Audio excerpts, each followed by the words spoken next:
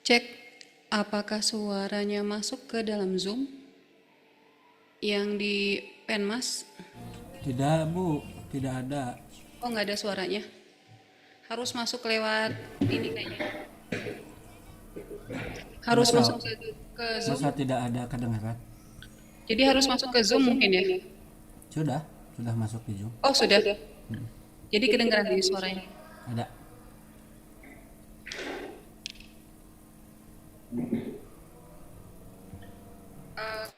Kalau gitu Ibu nggak usah masuk ke Zoom ya. Tidak perlu kan sudah di set di ruangan itu. Paling kalau ada yang akan di share screen nantinya.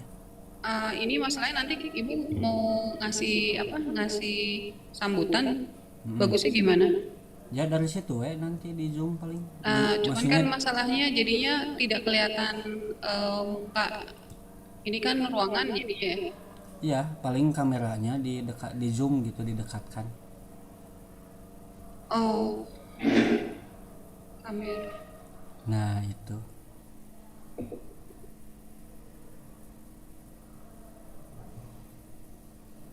Ntar di set dulu kameranya. Oh, tadi mendekat tuh.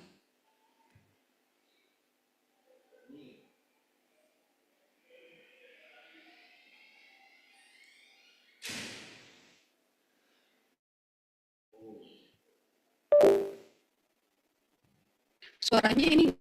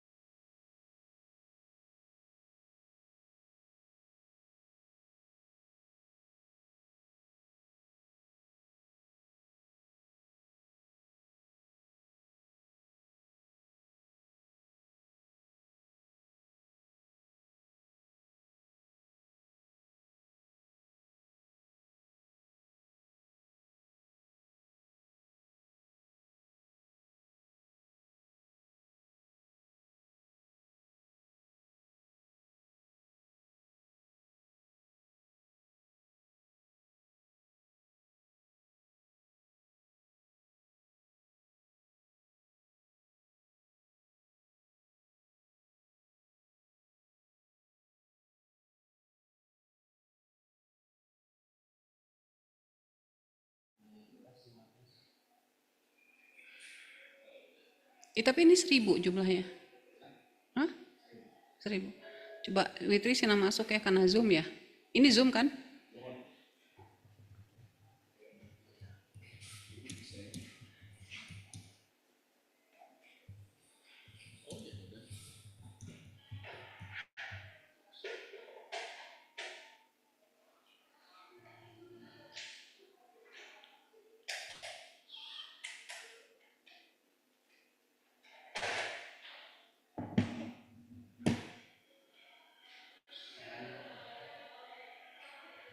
Cuman masalahnya apa back backgroundnya ruangan ini ya. Enggak, udah bisa segini cukup. Ini ada kursi. Iya. Hah? Terlalu dekat ya? Iya ya, terlalu dekat lah katanya banget teuing. Sebenarnya segini, segini ya. Kayak dialihkan aja dulu. Bu Deti. Ya, punten Marina. Ya, Masih pagi banget di sini, masih gelap. oh ya Allah masih pagi. Di Iya, sini karena kami sudah subuhnya jam mau 7. Tar di sini. sudah pas azan asar. Budet ini sudah terlihat ke inilah penurunan kiloannya. Berat badan turun berapa, Bu Deti? Kelihatan Udah kurus mau, loh, kelihatan kurus. Udah kayak anak kuliah S1 ini mah. waduh. Alhamdulillah. Tapi saya belum ngehubungin beliau nanti. Tapi insya Allah ini dah diingatkan sama asistennya. Oke, ini mahasiswanya belum pada masuk ya. Ibu udah Iya. Di kampus, Bu. Oh, di jadi itu ya, kampus di... baru baru beres rapat rapat ini. Hmm, iya.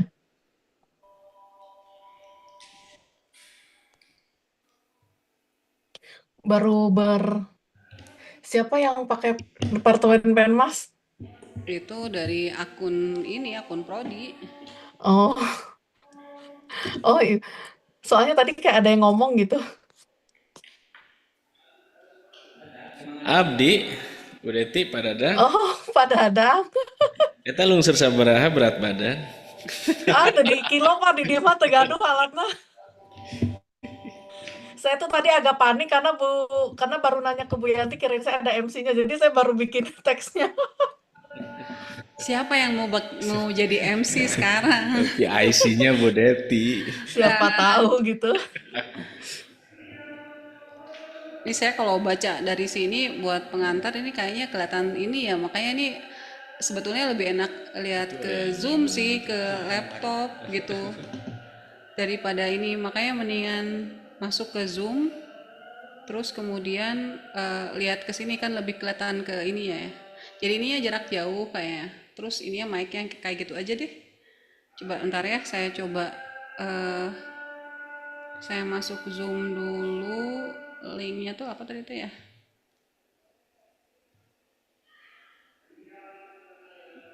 Oke.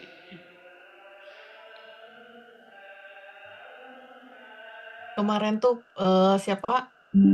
Tahu Erma nggak, Bu? Hah? Dosen UNY. Hah? Siapa Erma? Iya, Erma. dosen muda UNY. Kenapa gitu? Mau ke sini juga waktu saya mau berangkat teh. Oh, jadi Tap- ada bakal ada temen nih. tapi beliau teh kemarin tuh bahasa Inggrisnya turun lagi, jadi harus naikin lagi katanya. Oh ya Allah. 828 Pada sehat anak-anak, suami, Bu? Sehat, alhamdulillah. Eta berbulan-bulan di sini anak-anak sehat semua. Wah, udaranya bagus. Iya, maunya tuh nggak ada ya. Alhamdulillah, jangan sampai ya nggak panas kah Jangan. apa gitu. Oh, di sini mah lagi musim ini, Bu Deti, batuk, Ap- ispa, anak-anak. Oh, mm-mm. Mungkin ini Pak, padahal Pak tiap hari makan telur hungkul. Apalagi Sehat dua justru. minggu pertama di sini kan saya tinggal di hotel ya. Di hotel kan cuma satu kamar, nggak bisa masak.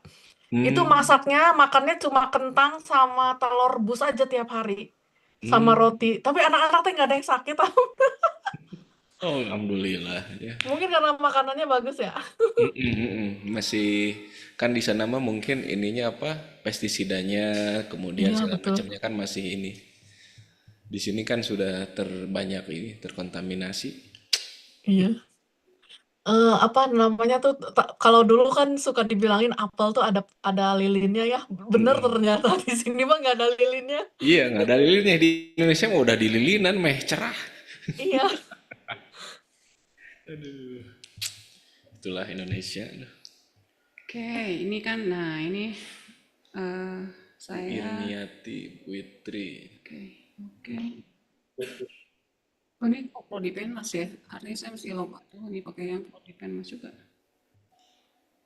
Ini enggak, yang sendi. Saya jaketna bereumna. Canak iya Kayaknya berarti canak kenapa? iya di prodi canak. Iya, Tinggal dibikin biarnya udah ininya. udah ada kainnya ya. Itu Udah, kayaknya pakai warna apa aja cocok ya, Bu? Merahnya tuh. nggak tahu tah. Cocok mana Bentar, warna? ini background speaker join. Ini Yanti. Kenapa ya ini ya? Tapi kenapa? Oh ini Yanti Santini. Tapi enggak. Ini kan Ini kan yang iya itu gitu ya. ya. eh Oke, cek. Nah ini, tapi yang ini saya jadi nggak ada kameranya, nggak muncul ya. Harus coba Pak Indra, Pak Ali. Oh udah, kok bisa sih? Diapain sih? Saya takut sama tangannya. Ngelag ya? Kenapa ngelag? Teh Kayak kalau Ade, tos nongol gening sehat saya Di di rumah. di rumah Alhamdulillah sehat-sehat Teh Ade. ya. oh I see. Istirahat ya Ade. Hmm. Ya Ya, Pak, istirahat. Insya Allah yang terbaik ya. mohon mohon. Sih ngelag ya? Yang nggak ngelag malah yang kayak saya tethering aja ya yang ini yang tapi pakai yang OP Edu kan bukannya lebih bagus.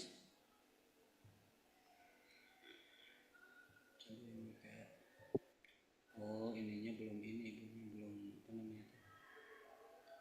Belum apa ya namanya itu? Pakai tethering aja ya, tethering aja deh pakai pokok.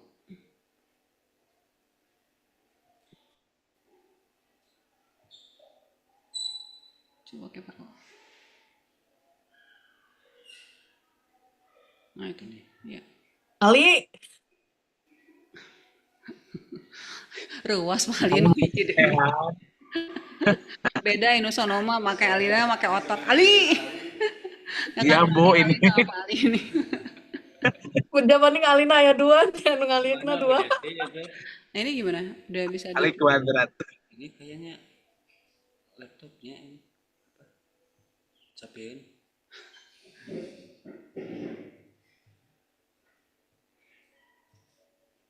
Oke, ini coba yang ini tadi di ini di swab itu. Ininya juga tuh ininya. Oh, not responding. Overload. Close. Harus ditutup.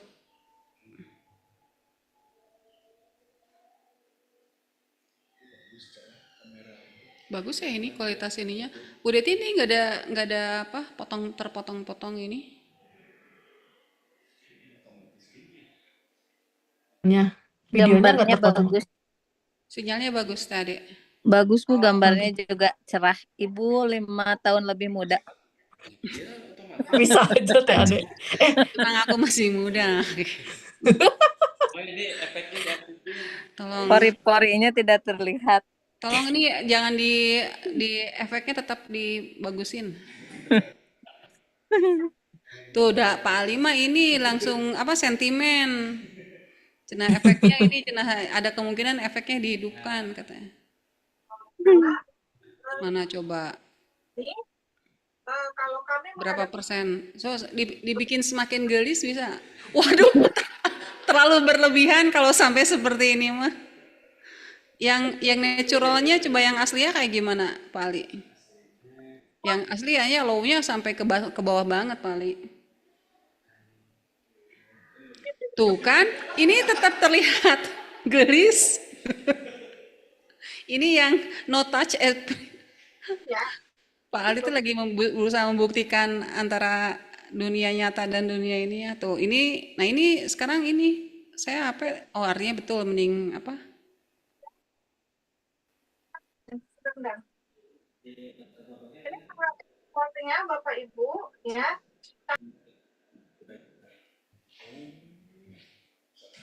Jadi kalau gitu nanti bisa pindah ke Pak Dadang. Coba Pak Dadang buka on kan. Ini mic yang ini. Coba sekarang Pak Dadang bicara. Tes.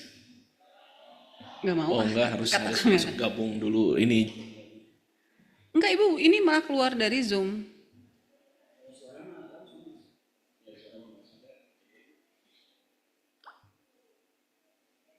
Ah, udah ada berapa orang? Mahasiswa udah ada yang masuk belum?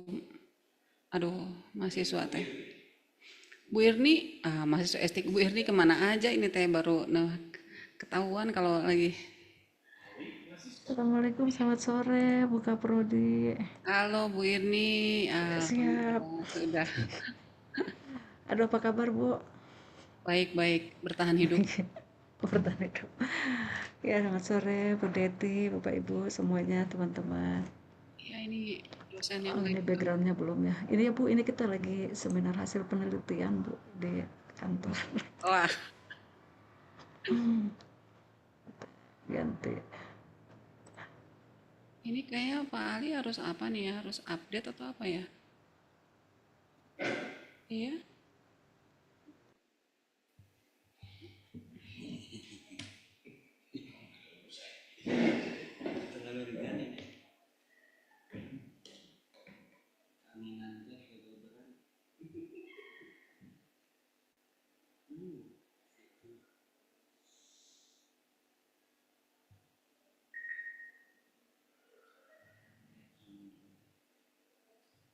Bu Pina sehat. Baik, sehat Bu Deti. Belum Coba ini pakai ya, belum pakai buka view kamera ya. alam. Hah? Belum. Bu Pina berapa derajat di sana? Dingin. Di sini 8-10 derajat Hmm. teh. Bu Deti Iya, sehat kurus. Ya sehat kan Bu Deti alhamdulillah. udah kayak mahasiswa S1 sekarang mukanya. Kan emang mahasiswa, Bu. Luar biasa. Bu Det, seneng ya dapat ruangan sendiri di situ. Itu ruangannya apa? Enggak, ini mah di rumah. Oh, di Masih rumah. subuh, Bu, di sini mah. Subuh ya. Salah apa? Subuhnya jam 7, jadi masih gelap. Oh, jam 7. Kalau di sini siang jam 11, beda 4 jam. Sekarang mah jam setengah 9. Makanya subuhnya Terus, jam 7, jadi jam segini masih hmm, kayak jam 6 di Indonesia. pagi. Ya Allah, Alhamdulillah. Pak Dadang ininya link copy ininya Zoom-nya coba dikirimkan ke. Ada ini nggak? Ada background nggak kita? Alah, nggak usah pakai background lah. Background UPI atau naon we? Ini ada nih background UPI mau dikirim ya. Yang merah itu loh. Ya boleh. Nanti baju merah saya nggak kelihatan kalau ada background UPI. Yang Pak Ses kayaknya bagus, Pak Ses. Background Pak Ses.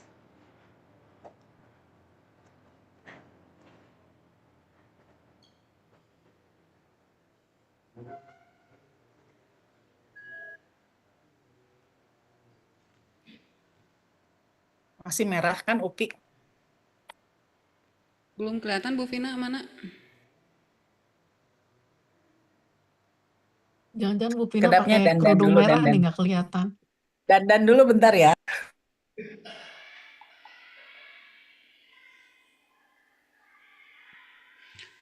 Coba dicek yang YouTube apakah udah jalan Pak Ali, Ali, Ali, Ali Tamam. Lagi di jalan kayaknya. Jalan Bu, udah bagus kok. Udah Live bagus, udah jalan. Oke, ya, sih. ya. Nanti dicek berkala pokoknya yang live. Oke, sebentar saya masuk juga.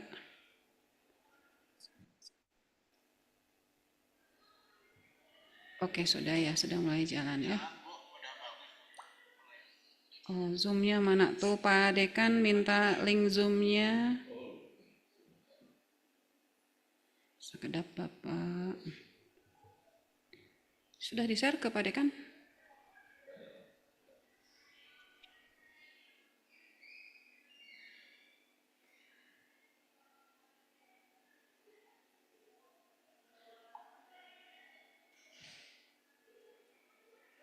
Hmm,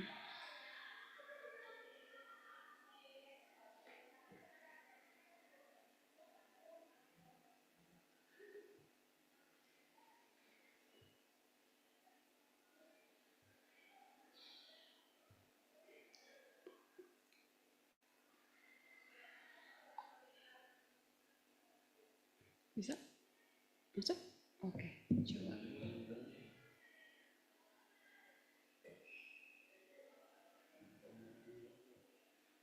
Udah di-upgrade, di-update.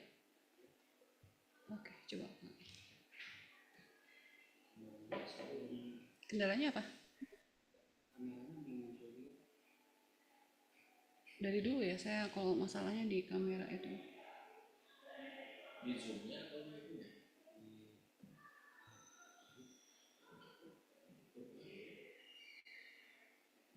Tadi mungkin disentuh-sentuh terus katanya, aku nggak suka disentuh-sentuh katanya. Alhamdulillahirrahmanirrahim. Pak Dekan, terima kasih sudah hadir. Alhamdulillah, nuhun Ibu Kaprodi dan Sudah semua. selesai Pak Dekan rapat dengan Cinanya? Belum masih membahas. Oh ya. Mohon izin tadi keluar duluan ya Pak Dekan. Ini Bu Mana? Deti, ini sudah subuh-subuh katanya Pak Dekan Bu Deti sudah bangun untuk jadi Jam berapa di situ Bu Deti? di sana subuhnya katanya. Setengah 9 Pak, tapi di sini subuhnya jam 7. Oh, jam 7 ya, bagus. Luar biasa. Sehat Bapak? Alhamdulillah. Bu Deti, Iya, eh, mohon sebanyak-banyaknya dosen yang kenal dan nanti bisa diminta bantuan untuk merespon World Class University ya, iya, insya Allah Pak. gitu. Pokoknya Iya, sehingga kita tidak akan kehilangan kekurangan stok tiap tahunnya gitu. iya, insya Jadi Allah.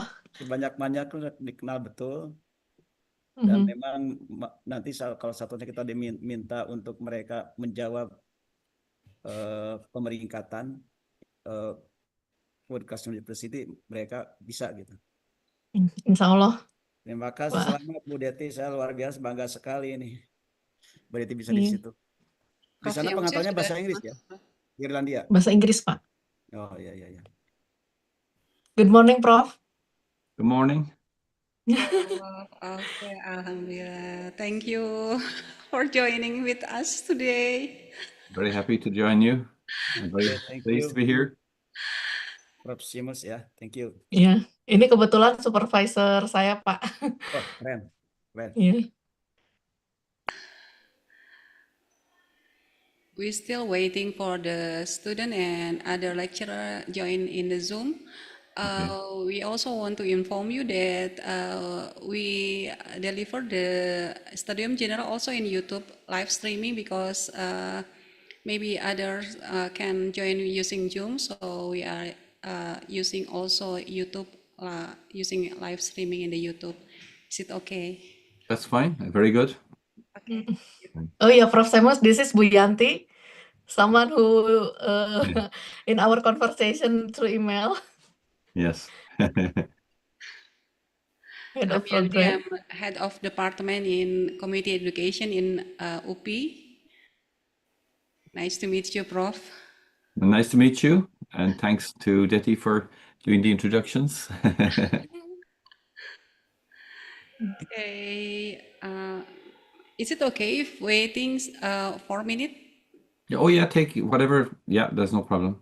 Okay. Yeah. Mhm. And Prof. Semus, this is also Pak Nandang Budiman, is the Dean of Faculty Education.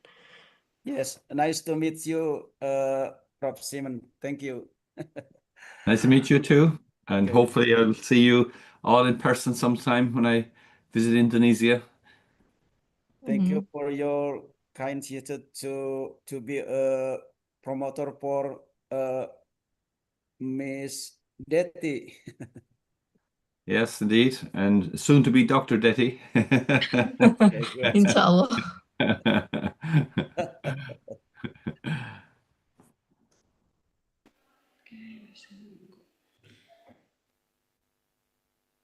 Oh yeah, we also invite the Association Non-Formal Education in Indonesia. So maybe some of us is from the association, not only student and lecturers. Okay, excellent. Mhm.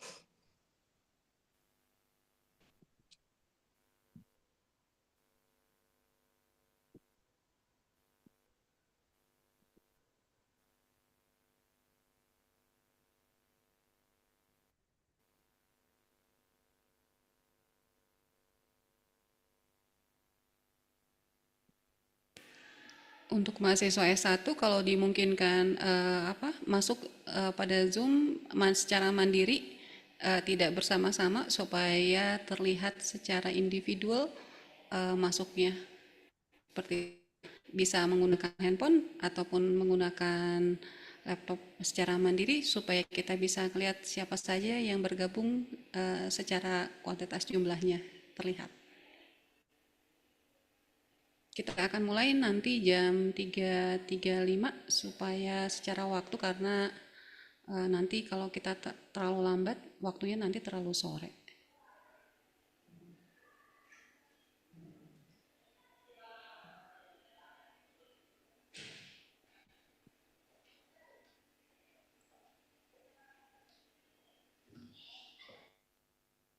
Prof. Samus, have you visited Bandung before? um, I think I was yes, I think so. I think I was in Bandung. Mhm. Yes, I think I was. Because I spent a lot of time in Java. I see. Yeah, yeah. So um, I'm happy to say that I circumnavigated Java by train. I went all the ways around, Mhm. Mhm. which was nice as well. Yeah. Mhm.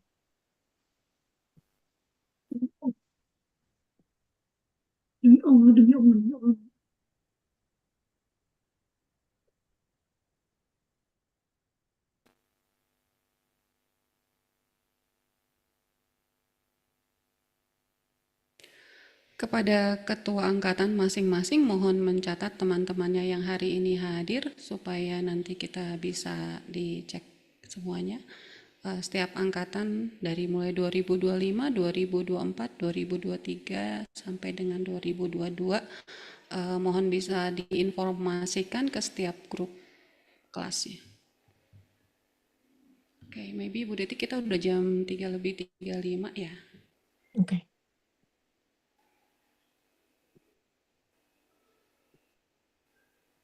Kalau sebentar.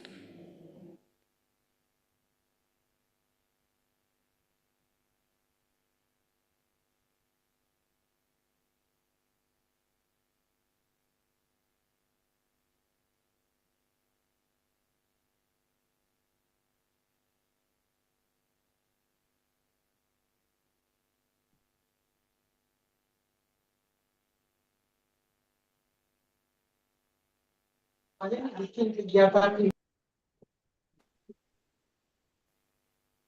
Deti, maybe we can start now. Okay. Thank you, Bu Yanti. Assalamualaikum warahmatullahi wabarakatuh. Waalaikumsalam. Assalamualaikum. Good morning, Professor Seamus Otuama, since we are still in the morning in Ireland, and good afternoon, respected leaders of Faculty of Education, Pak Nandang Budiman, Head of Study Program of Community Education, Bu Yanti Santini, lecturers, students, and all participants. First of all, let us express our gratitude to Allah Subhanahu wa Ta'ala. So we gather today virtually and on site in good health for this Stadium General. On behalf of organizing committee, I warmly welcome you to the Stadium General 5 Capitals of Lifelong Learning, a framework for empowering adult learners. This academic forum is expected to broaden our perspective and enrich our understanding of lifelong learning, particularly in empowering adult learners in various educational contexts. Ladies and gentlemen, before we proceed to the main session, we will begin this event with opening remarks. The first opening remarks will be delivered by Dean of Faculty of Education, Universitas Pendidikan Indonesia, to Honorable Panandang Budiman. Time and place are respectfully given. Thank you, Ibu Deti Nuridati. Assalamualaikum warahmatullahi wabarakatuh. Waalaikumsalam. Good afternoon, distinguished guest speaker, Professor Siemens Otuama, Director of ACE, Continuing Education for Adults, University College Cook. Thank you very much for your join in our STEM generals. And then distinguished head of Community Educational Program, Faculty of Education Sciences, Dr. Yanti Santi MPD. And then respected collegiate faculty of member of Community Education Program, Faculty of Education Sciences, dear students, participants, ladies and gentlemen. Good afternoon and warm greeting to you all. It is a great honor and pleasure for me as the Deans of Faculty of Educational Sciences to welcome you to the Stadium Generals with the themes 5 Capitals of Lifelong Learning, a framework for empowering adults learners. I would like to express my sincere appreciation to our distinguished speaker, for emphasize Professor Dr. Siemens Otuama, as well as to all parties who have contributed to the organization of this meaningful academic forum. Ladies and gentlemen, in today's rapidly changing world, learning can no longer become finite to promote schooling or a particular stage of life. Technological advancements, social transformation, and global challenges requires individuals to continuously update their knowledge, skills, values, and attitudes. In this context, lifelong learning is not merely an option, but a necessity, especially for adult learners who play strategic roles in families, workplaces, and communities. So the concept of the 5 capitals of lifelong learning offer a comprehensive and forward-looking framework by integrating human capital, social capital, cultural capital, psychological capital, and digital or economic capital. This framework reminds us that empowering adults learners requires a holistic approach. Education must be not only develop cognitive competence, but also strengthening character, resilience, collaboration, adaptability, and ethical responsibility. As a Faculty of Educational Science, we are committed to promoting inclusive, transformative, and sustainable learning. We believe that universities have a moral and academic responsibility to become learning hubs that support adult learners in navigating change, enhancing their potential, and contributing meaningfully to society.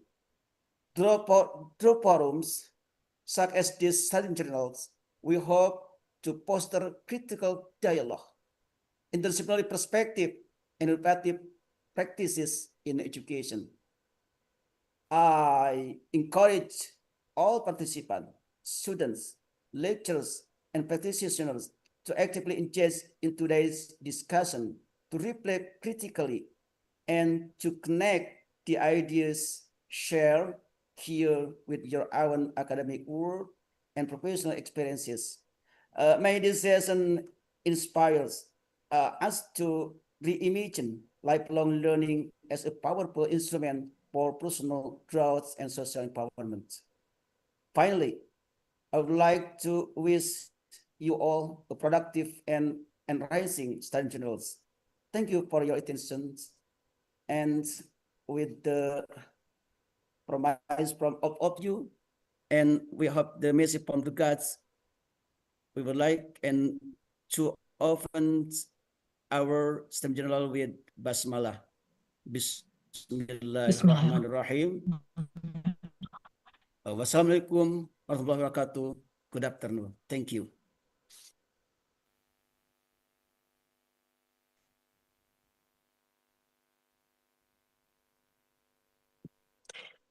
And next, we will hear the opening remarks from our head of program, Ibu Yanti Santini.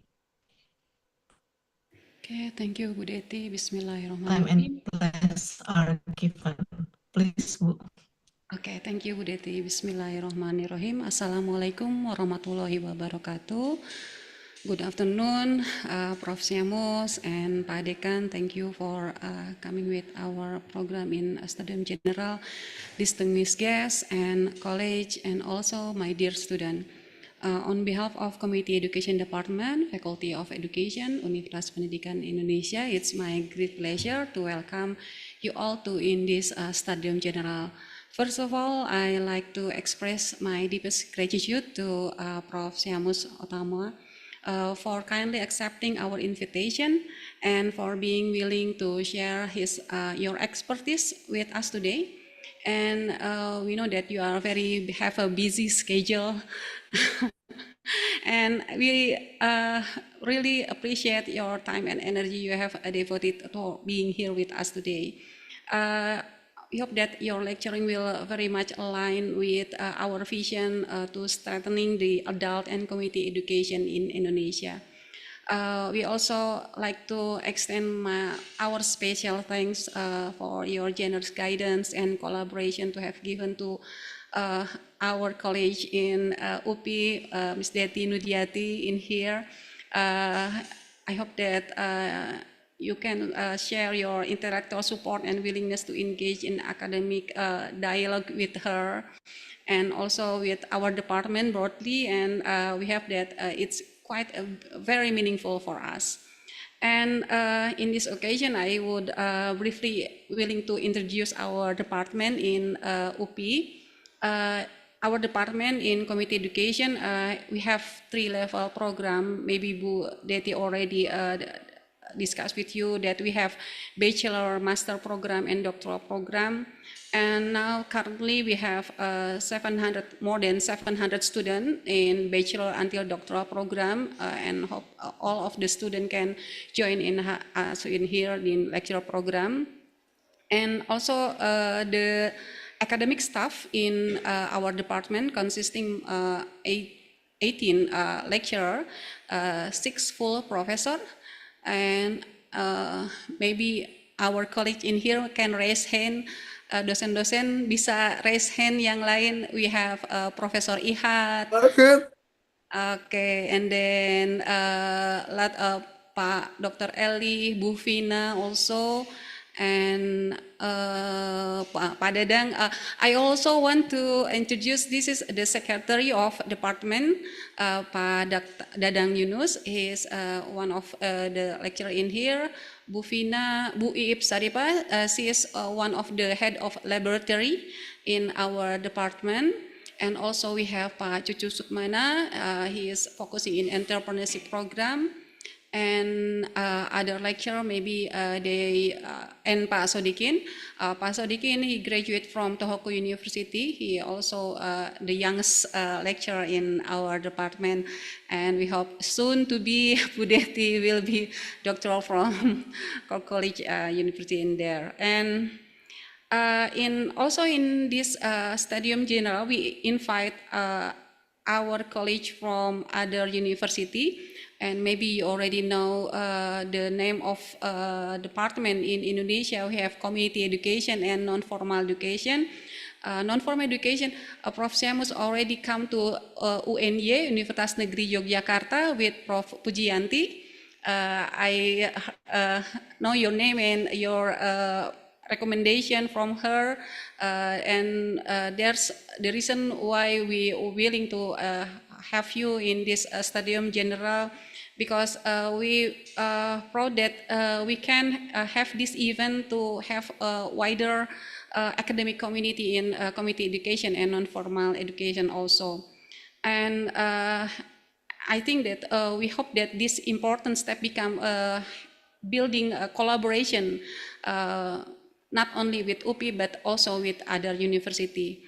And for your information, this week, the third week of December, we reaching the end of the semester, the first semester, and after we will begin the second semester, the event semester in February. And holding this Stadium General, we at the closing teaching period, we have the attention that maybe we can have the recharge our academic energy, have inspiring a new idea, and staying the spirit of continuous and lifelong learning after the end of the semester. And hopefully that among our students and lecturers, so we can better prepare the face of the coming semester.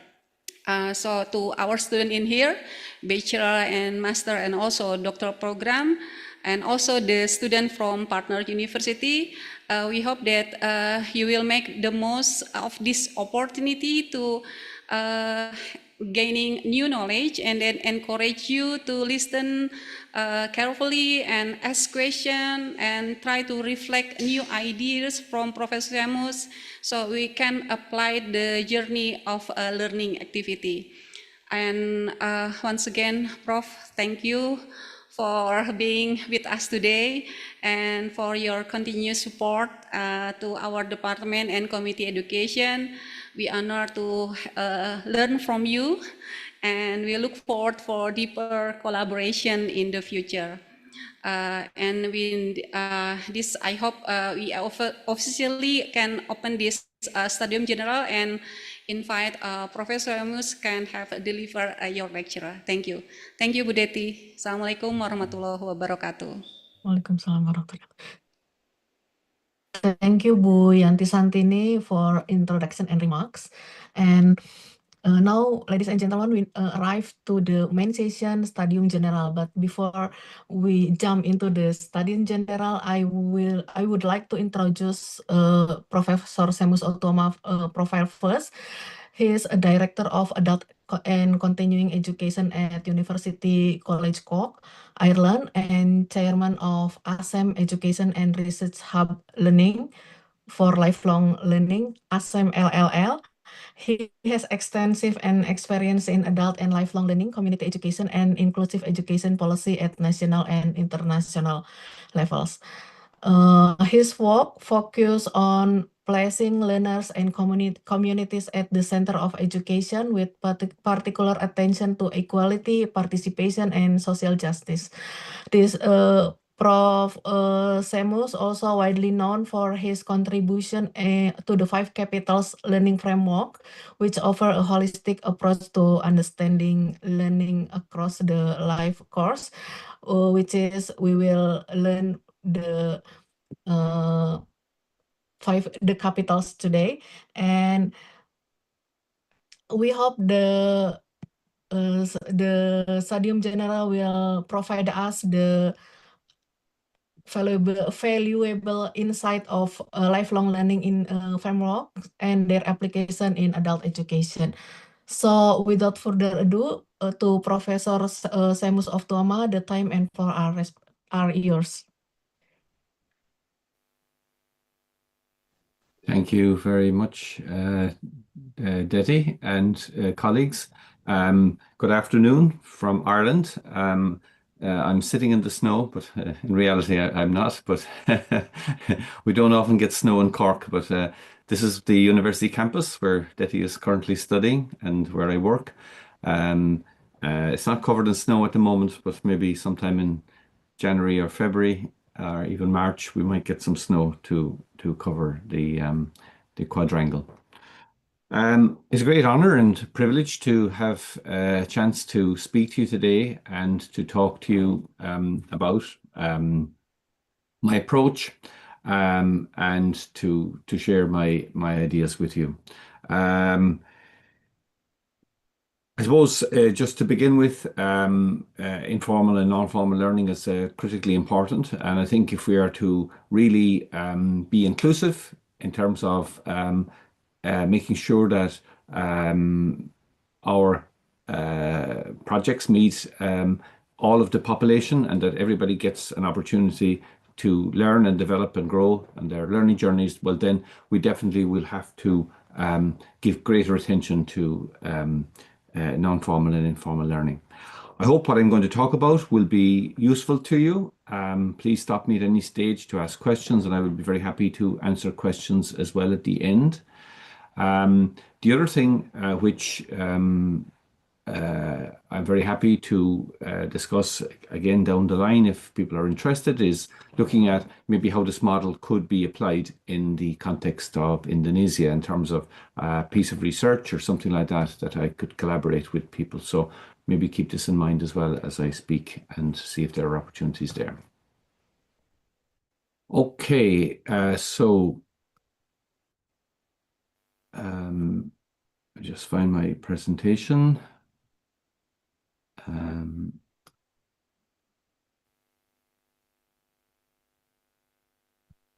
Okay, and can you all see that? Yeah, it's okay. Yes, All right. yeah. Okay, so the title today is the five capitals of lifelong learning, and I will talk about each of the five capitals and explain to you a little bit about what they are and so on. But I suppose looking at the subtitle, as it were, the piece after the colon, maybe is as important or maybe more important than what comes before it. And we're talking about a framework for empowering adult learners.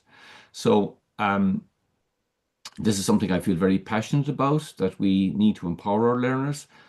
We need to give our learners autonomy, flexibility, the capacity to plot their own learning journeys and to speak for themselves in terms of what their objectives, their goals, their life dreams are, because I think this is really, really important. And sometimes we don't give enough attention to this.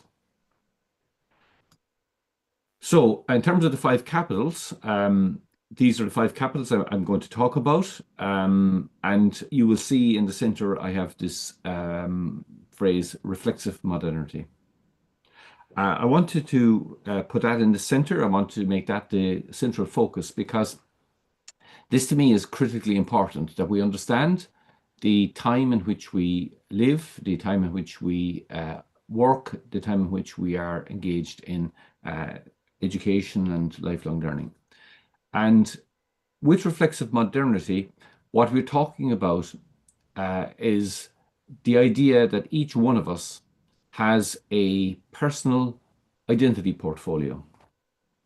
Each one of us has a concept of who we are and who we want to be and how we project that to other people. You know, when I was looking at the screen here this morning, I could see that, you know, people are dressed in different ways and so on, because it's important for them to express part of their identity through how they dress. But it's equally the case in terms of what people will eat, what they will consume, what their beliefs are, what they want to do in terms of the future, and what directions they want to go in, and so on and so forth. So this idea of reflexive modernity is really, really important. And if we are to create a learning framework to support people on their learning journeys, then we have to acknowledge and accept that people have to have autonomy and agency over shaping their own learning journeys. And in universities, I suppose we come from a tradition where we have set curricula, we have designed course structures and so on and so forth. And in some countries, these are more rigid than in others. In Ireland, we're lucky that we have a level of flexibility around that, but nonetheless, there are still constraints. And in that kind of situation, it can be very, very difficult to deliver to the needs of the learner. And we often speak about putting the learners at the center of things and saying that our work is around the learners and supporting the learners, but very often we don't deliver on that. And I think it's going to become increasingly challenging to deliver on that mission. So I will speak in turn about each of the 5 capitals. And I suppose what I want you to think about when I speak about this is not to see them as steps on a ladder or progressions per se, but I want you to see them as being interconnected and interrelated, and that they together create a learning ecosystem rather than a learning ladder. And very often in relation to education, especially, we think about people progressing, and we very often think about learning in that context as being incremental, that we're going up ladders, we're progressing, and so on and so forth. And even, how we describe things like our degrees and so on and so forth assumes that the learner is going up a ladder, as it were, and progressing, and that they're reaching higher levels of learning. And of course they are in specific areas and specific fields, but that doesn't mean that the people at the highest level still don't need identity capital, or they don't need seed capital, or they don't need human capital. So we have to see learning as a continuous process, and I suppose extricate ourselves a little bit from the rigid idea that it's a ladder, that it's all progress. So, sorry, I'm not sure what happened there. We start with seed capital, which is the basic one. And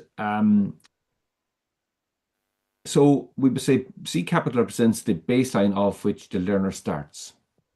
So this is where the learner starts from. And we know, like in terms of the education system, we talk about kindergartens and primary education and so on and so forth, where people learn things like how to read and write and so on and so forth. And we can see things like reading and writing as definitely seed capital. But of course, IT literacy is also seed capital. And there are other seed capitals in all kinds of other areas. So, if you go into a new area of study, or if you go into a new area of activity or training or whatever, there's always going to be seed capital.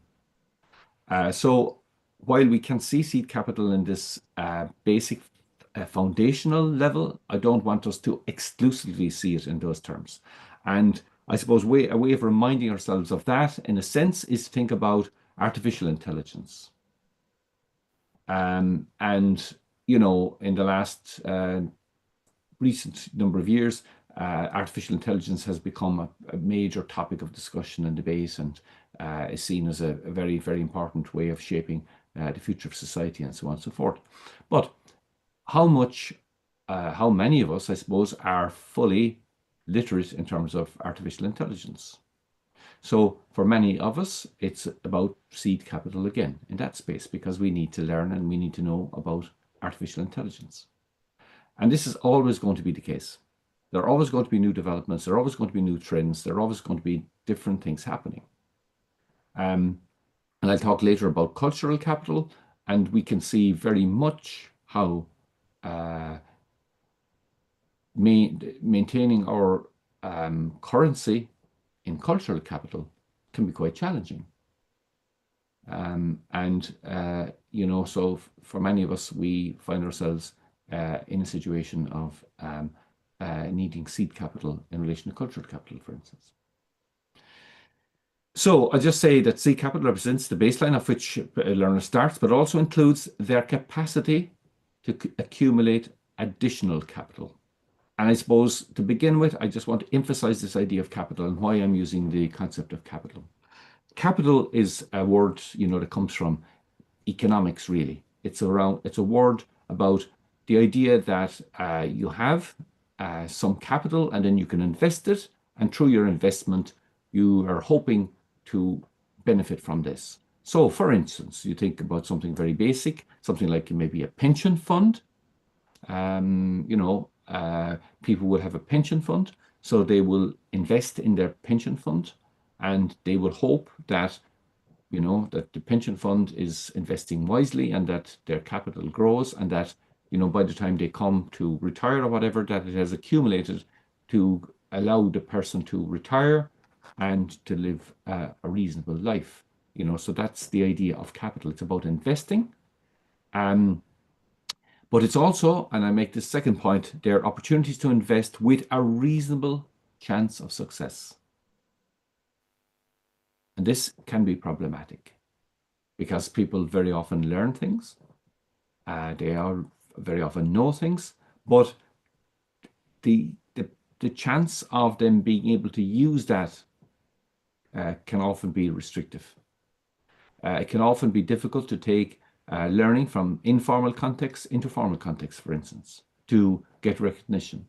So this is why we talk about things like recognition of prior learning and such ideas, that people have a reasonable expectation that they can invest successfully and that they can invest their capital in such a way that it can accumulate.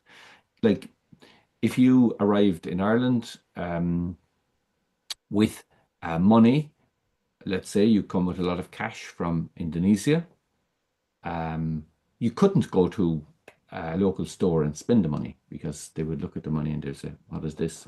We don't understand it. But you could reasonably expect to go to a bank or a financial institution and to get your money exchanged or invest your money into a savings account or something like that. So in that sense, if you came to Ireland from Indonesia with cash, you would have a reasonable expectation that you would be able to successfully use that.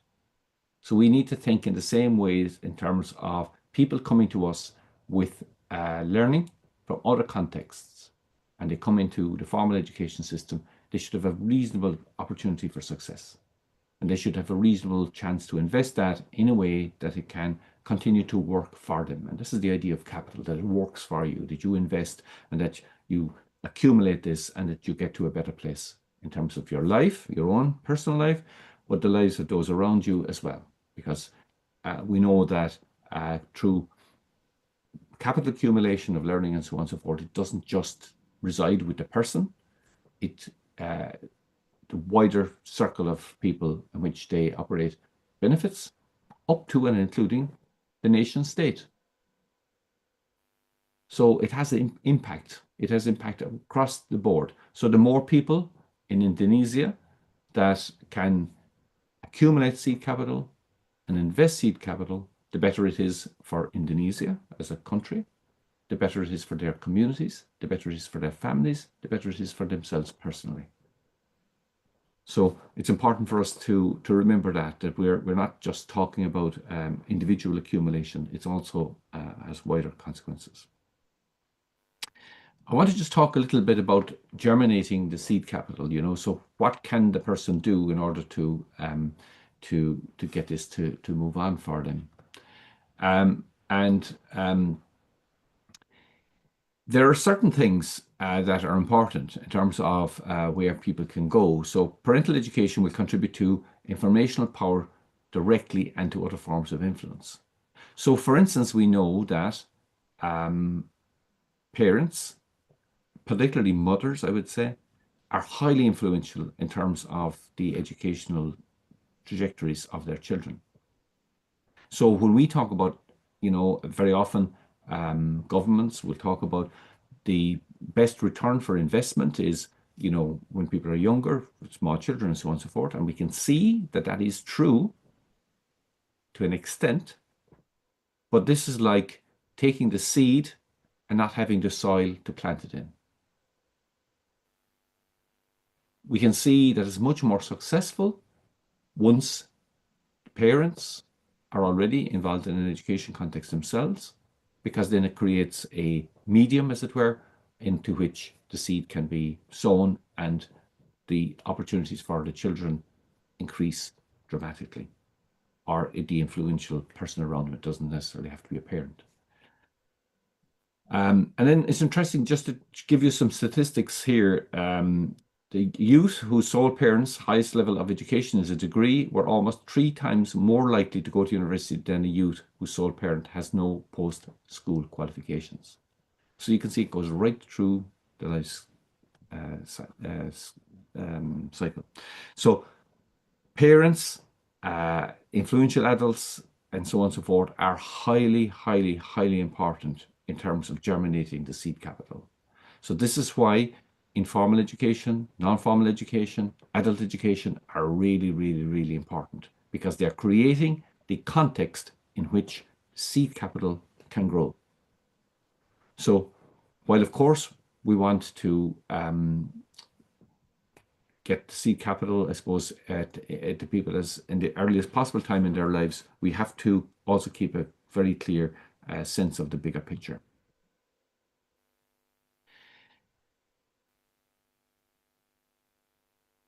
Okay. So, again, I suppose I just want to emphasize this point of letting no one behind. This is, the phrase that's very commonly used by UNESCO, but it's a phrase that in my philosophy and in my practice, in terms of my university, this is something we're really keen to try and not to do, not to let anybody behind. And again, we can see things like a parent's education, their language status, in other words, what language they speak. Do they speak the primary language of the society in which they're living? Their own educational attainment, their literacy practices at home, and their literacy proficiency are all critical factors in enabling seed capital to be accumulated in those homes.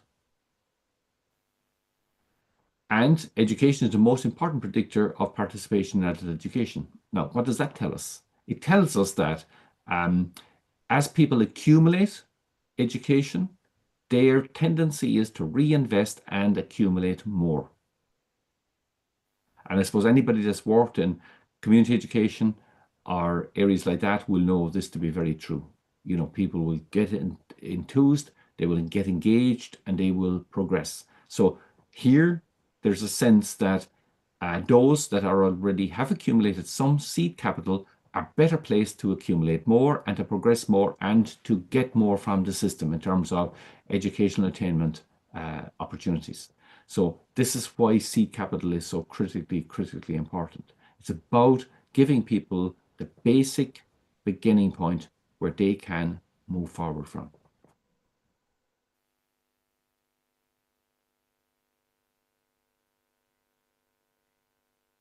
Now, of course, we know that it's not a case that one system or one size fits all. Some people will need more effort and more support in order to be able to catch up and to engage. I like this idea that Patterson puts forward, this idea of the forgotten 90%. Now, what she's talking about here are these are the people who we don't reach. These are the people who we are not getting to. These are the ones who are outside the system. And these are always the hardest ones to reach. And therefore, it requires us, I suppose, to be more creative and more proactive in terms of what we need to do in order to reach those people who are least likely to engage, who are least likely to be part of the framework, who are least likely to even know about what we do. And again, the second quote I have there emphasizes the point I made in the previous slide. Partially met demand, what we mean there are people who are in the system already and who have accumulated a certain amount.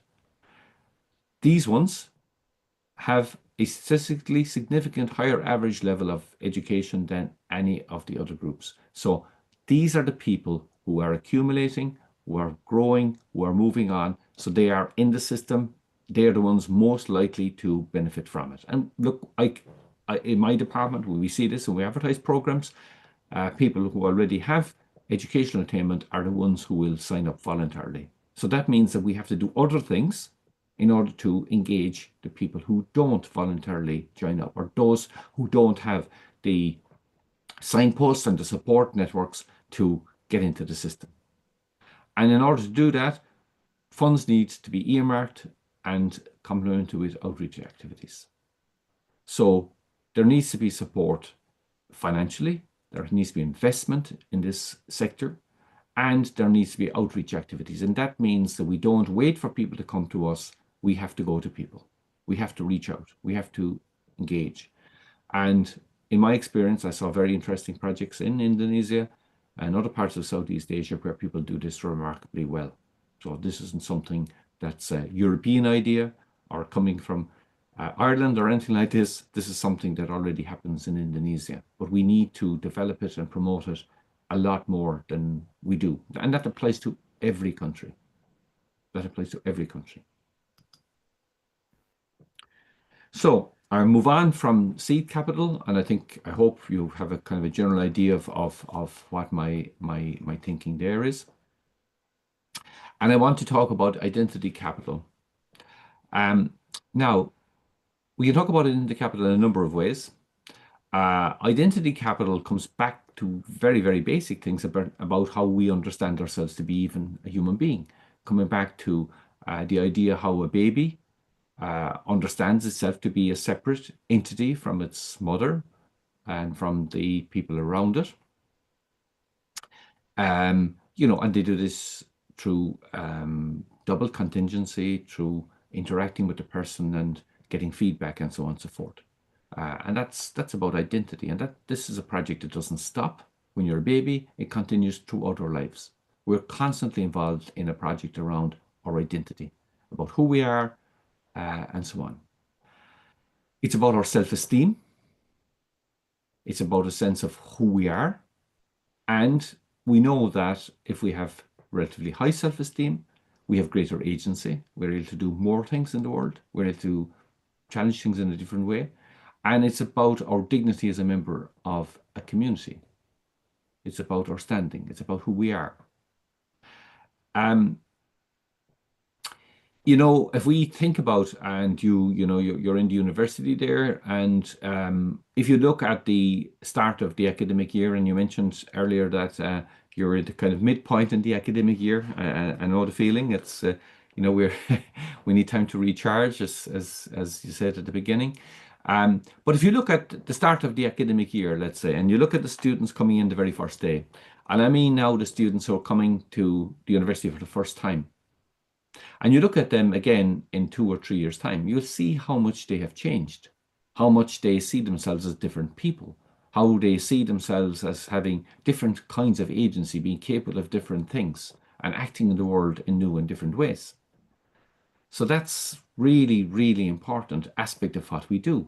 We change people's identities. We allow people to reframe their identity. And adult education is really important in relation to that, to give people a new sense of who they are, give them a new level of agency, a new capacity to do things in the world. And I say making the individual both more self-aware and as an active contributor in the community. And they become more active because they have greater self-confidence. They have greater belief in their own abilities.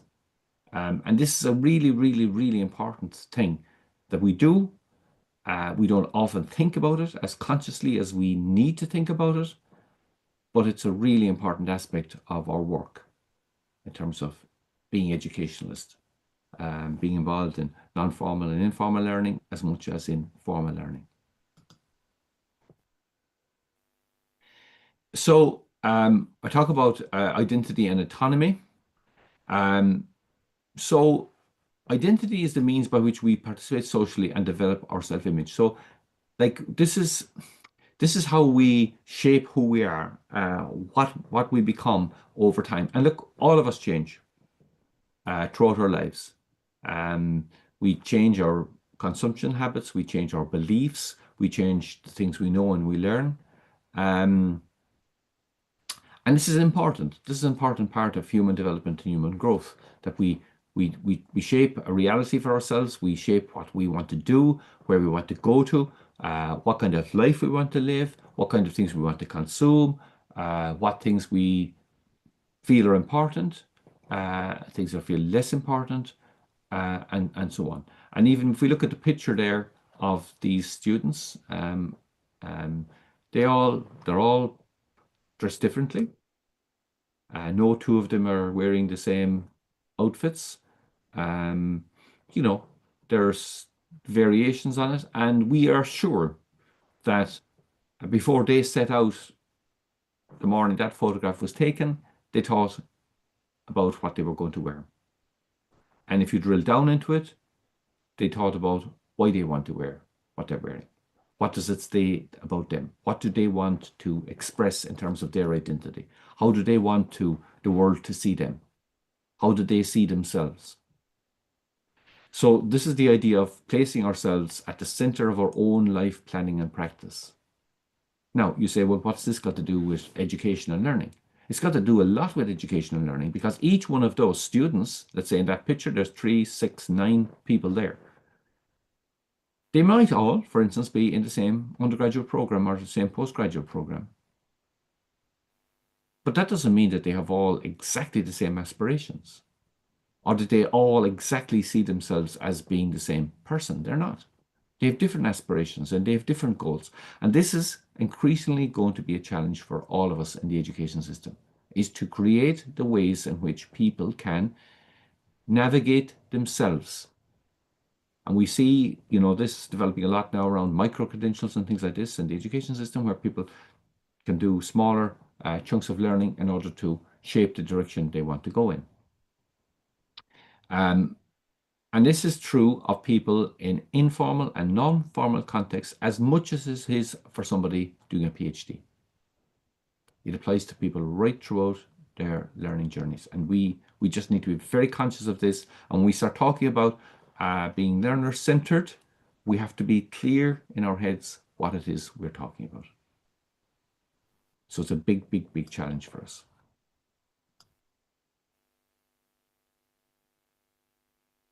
Then I mentioned here about being able to intelligently strategize and make decisions affecting their life courses. So what do we mean there? When we say to intelligently strategize, we mean that people have the wherewithal, the capacity to think about and plot their journey. So they need to know what the options are. They need to know what directions they can go so that they can intelligently strategize, that they're not going off into the darkness and trying to make random decisions. And this is a really, really important. And this is really important dimension of non-formal and informal learning, especially because you're giving people the capacity to intelligently strategize, to think about what they want to do and where they want to go, and to feel a sense of self-determination and freedom. So, and this is very much tied into the whole idea of reflexive modernity, that you have the capacity to shape your own life, that you have the capacity to shape the direction that you want to go in. And, this is a very, very different worldview, let's say, to, traditional societies or societies from, hundreds of years ago and so on and so forth. It's a different dimension, it's a different direction, it's a different orientation. And we need to be operating in the context of the now. We can't be stuck in some imagined past. Now, we talk about cultural capital. And again, this is really, really important. And I'm conscious that I'm speaking to people who live and work in a very, very multicultural society. Indonesia is a very, very, very diverse country with a lot of cultural capital, a lot of cultural complexity in it. And we need to see that as being an asset, as much as anything else. Now, the first point I make there is about recognizing and validating cultural capital, regardless of where it has been earned. And this is a challenge can often be a challenge, especially around people moving from one region or one country to another, where their capital, their cultural capital is seen as less important, or if they're from small ethnic minorities or excluded groups, sometimes their cultural capital is seen to be of less value. This can also be true in terms of, high culture and, more popular culture and, gradations of, one being more important than another. I think this is a really important challenge for us to recognize and validate cultural capital, regardless of where it is earned. Then we have to say everyone has an opportunity to extend their cultural capital in a reflexive way that allows them to identify their priorities, goals, and ambitions. Now, what we mean there is that we need to give people the chances to develop their cultural identity, to engage not just with the predominant culture of the country, but also with their own culture, and also to be able to accentuate those cultural things that are important to them. But there is another aspect of culture that when a newcomer comes to a country, for instance, if I go and I live in Indonesia, there would be a lot of cultural challenges for me because I don't fully understand the cultural frameworks. And I'm sure Deti could write an essay about this now, about cultural challenges about living in Ireland and things that you assume and take for granted, we'll say in Indonesia, don't apply in Ireland and vice versa. But this is important because this can greatly inhibit or enhance our prospects of success in society. For instance, you think about something basic as how do you present for a job interview? What are the rules and the paradigms that apply in that context, let's say in Indonesia? So how should a person present themselves? That is dependent on cultural capital, to having an understanding of the culture, having an understanding of what is acceptable and what is beneficial for you in terms of where you go to next. And education and learning are really, really important in terms of giving people the capacity to accumulate additional cultural capital because they learn those kinds of things as well. They learn those kinds of things from even how the instructor, the lecturer, the teacher, whatever you want to call that person, comes and presents themselves in the room. Because that is a learning opportunity for the people sitting in the desks or sitting in the room or standing around or whatever way they're learning. Every context is a learning context. There is no place where somebody is not learning. We are learning while we sleep. If we were in a black room with no lights in it, we would be learning. We're always learning. So that's important to remember that. So in terms of, I mentioned here in relation to Indonesia as a country, we need to acknowledge the positive set of mutually beneficial resources and richness that is generated in the complex and diverse societies. This is a wealth, this is a richness that you have. And by celebrating it and by being able to acknowledge it and by being able to include it in a wider context of society, you're enriching the world for everybody, including yourself.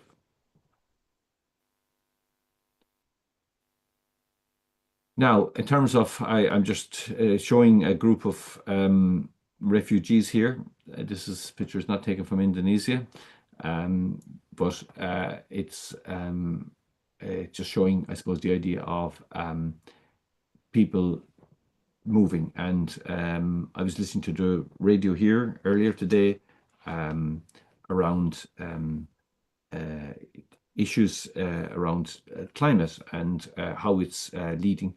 And in this case, it was people in Bangladesh who were suffering the huge problems in relation to climate change and how it was displacing them and moving them and so on and so forth. And there's a question about sense of belonging and being accepted, when you come to a different place or you come to a new community and you move. And this is a very, very, very important aspect of challenge for people.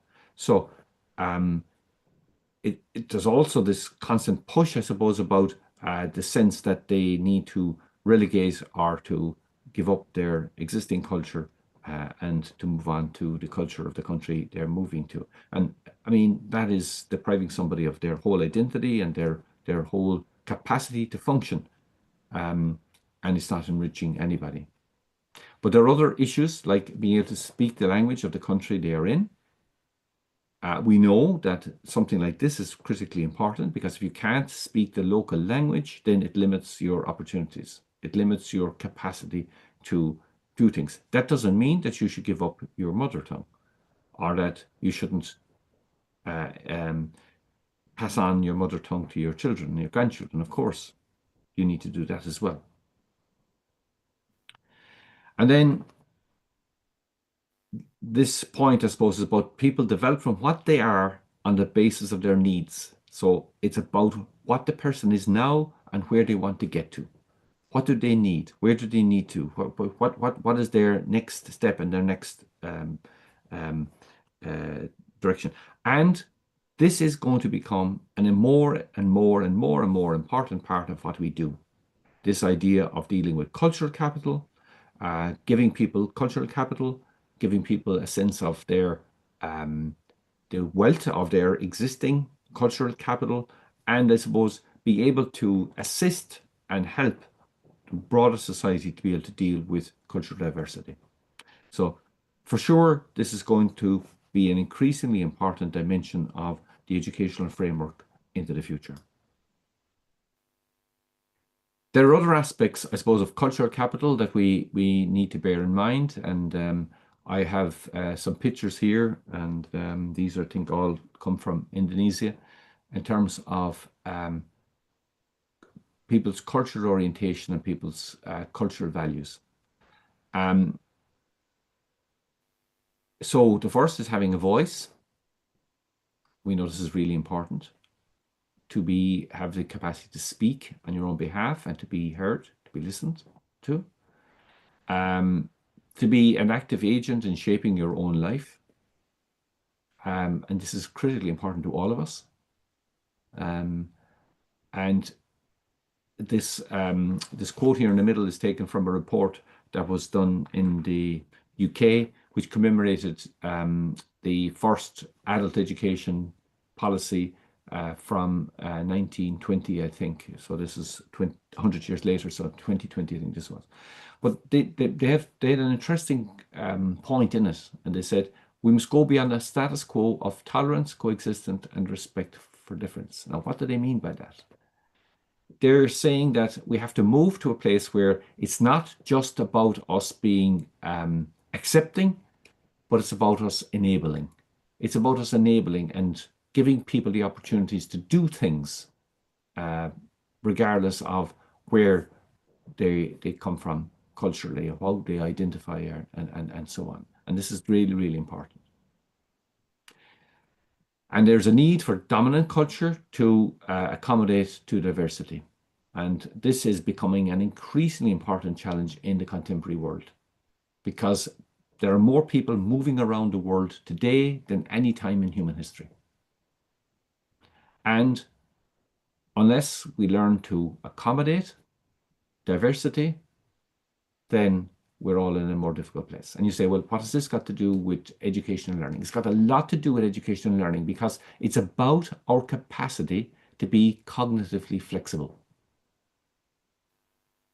And this is one of the critical things that we get from education and learning, the capacity to be cognitively flexible, to be able to reflect, to be able to analyze, to be able to consider different options and different ways to shape the world.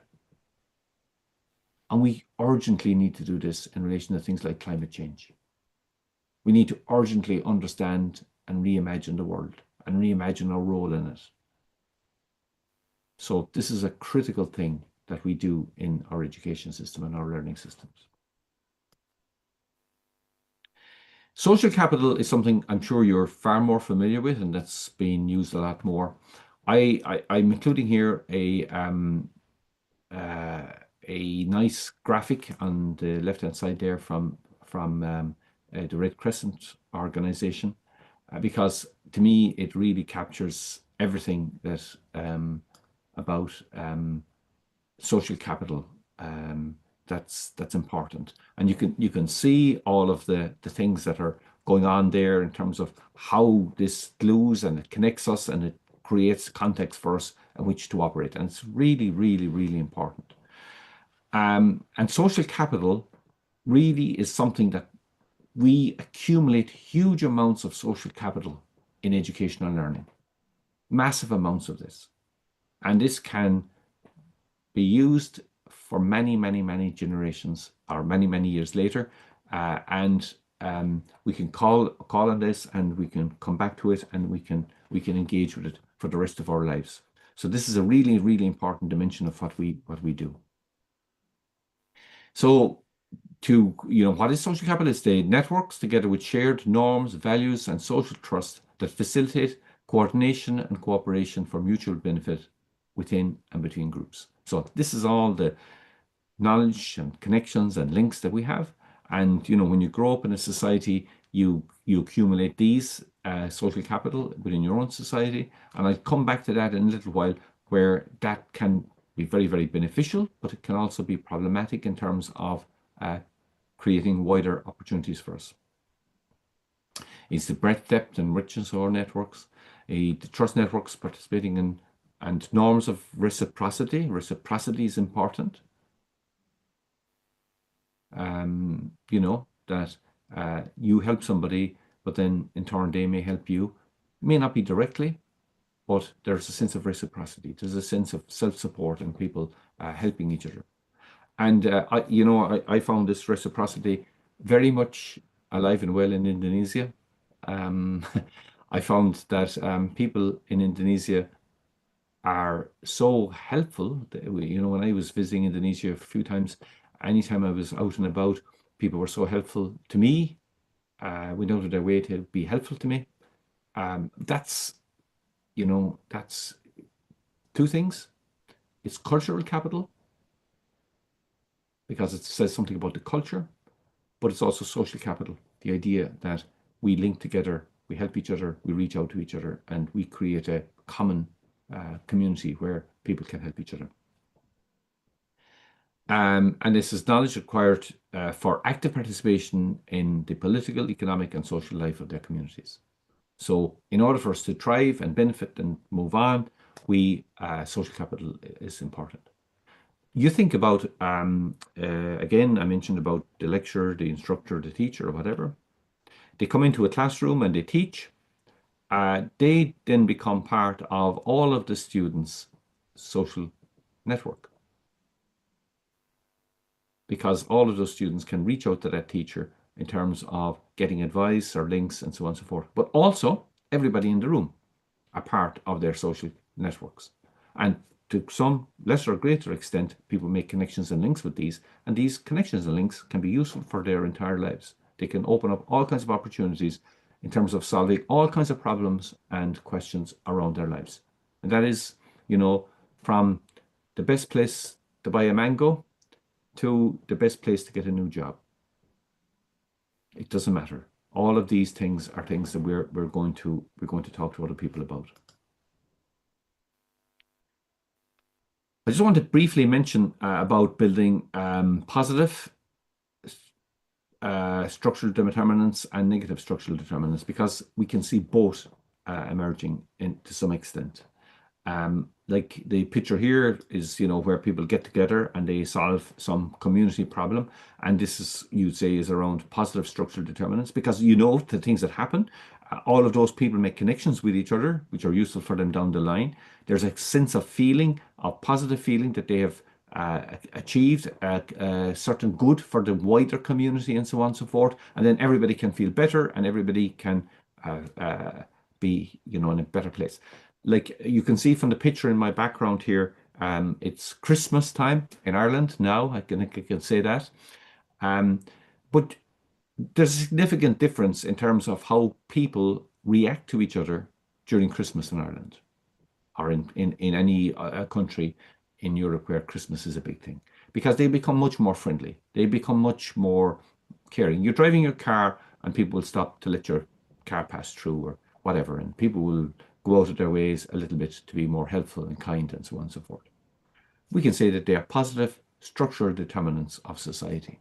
These are positive things that make life better for everybody, but they're also negative structural determinants.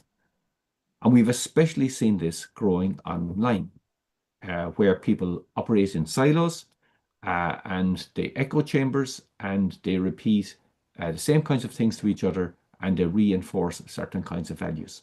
And as educators, we need to give people the equipment to be able to dissemble that, to be able to understand it, to be able to go past these very, very, very negative ideas, these ideas that are based on no facts or few facts or distorted facts, and be able to analyze and generate a different narrative and a different perspective. And this is what I'm just talking about, cognitive flexibility again.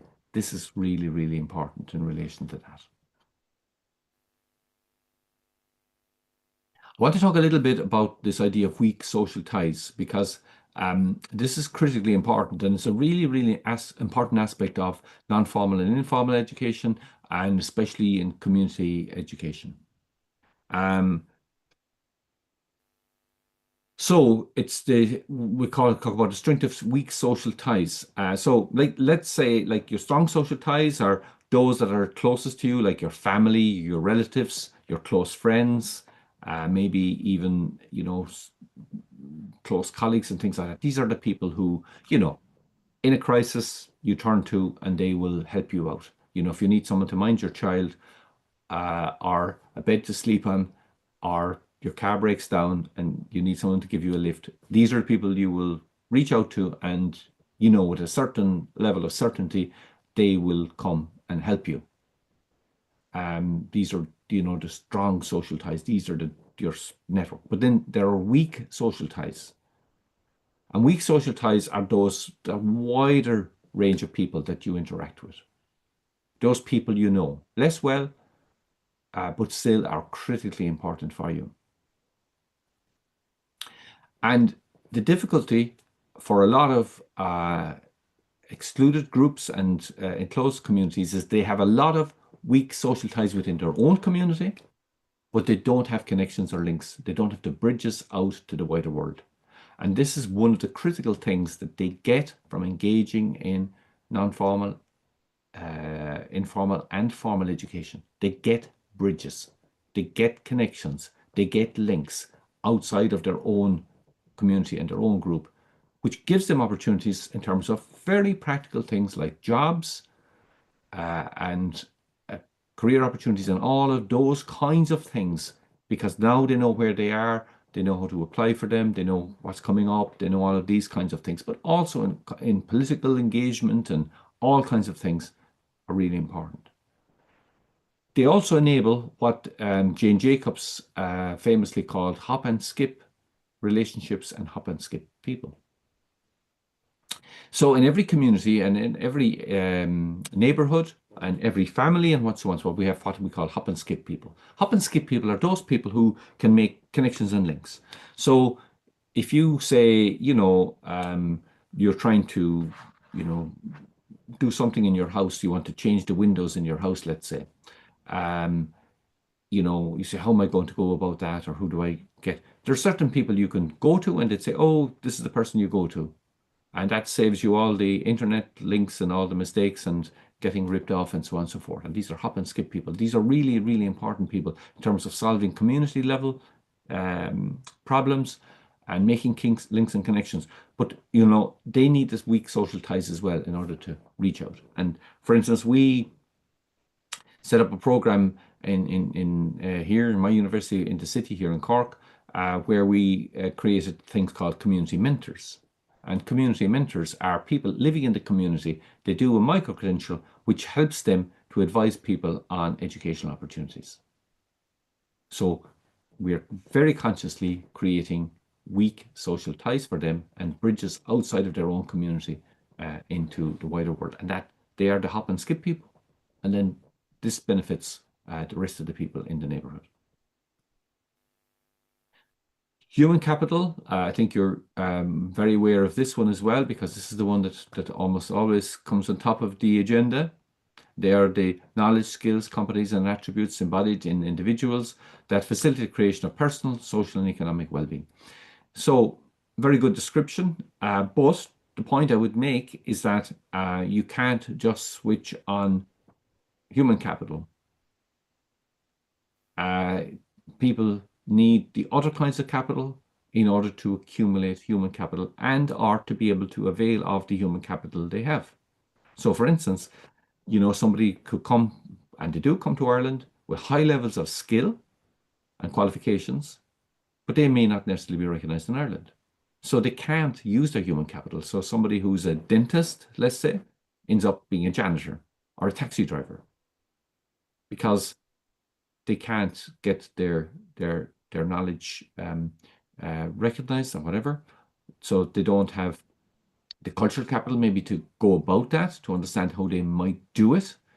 They don't have maybe the social capital to reach out and make connections with people who could help them to do it.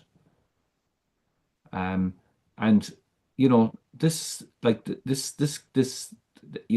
things are important. So just to think that it's kind of a quick fix, and to some extent we see policymakers thinking like that, but it's not so simple. And we say it's the intrinsic wealth that resides in people's skills, knowledge, and that contribute to their economic productivity. Yes, it is. But the description here, if you look at it very carefully, is really more about savings than capital. So savings are one thing, capital is another thing. You can have savings, but if you can't invest it, if you can't get it to grow for you, so for instance, you have some money and you put it into a box in your house, what's happening to that money? It's losing value every minute. It's becoming less valuable to you day on day on day. But if you invested it in something, then it can either hold its value or maybe increase its value. So this is what we mean by human capital as well. There needs to be a way in which people can invest it and use it. And that it's not just a concept or an idea. It's important for us to remind ourselves, and I think this quote from the World Bank is really, really important, is human capital is often the only asset that poor have. So the capacity to be able to work is the only thing that people have. But it's also important to say it's dependent on better education and health. So the better the education you have, the better training opportunities you have, the better your human capital is likely to be. And I was thinking about this quote yesterday when I was looking at this picture that I found of this worker about the idea of health. If something happens to that person's health, they can't work. Or if they have health issues, they can't train. So it is dependent on health. So, in terms of human capital, that's also an aspect of it. We need a whole of society situation in order to support human capital.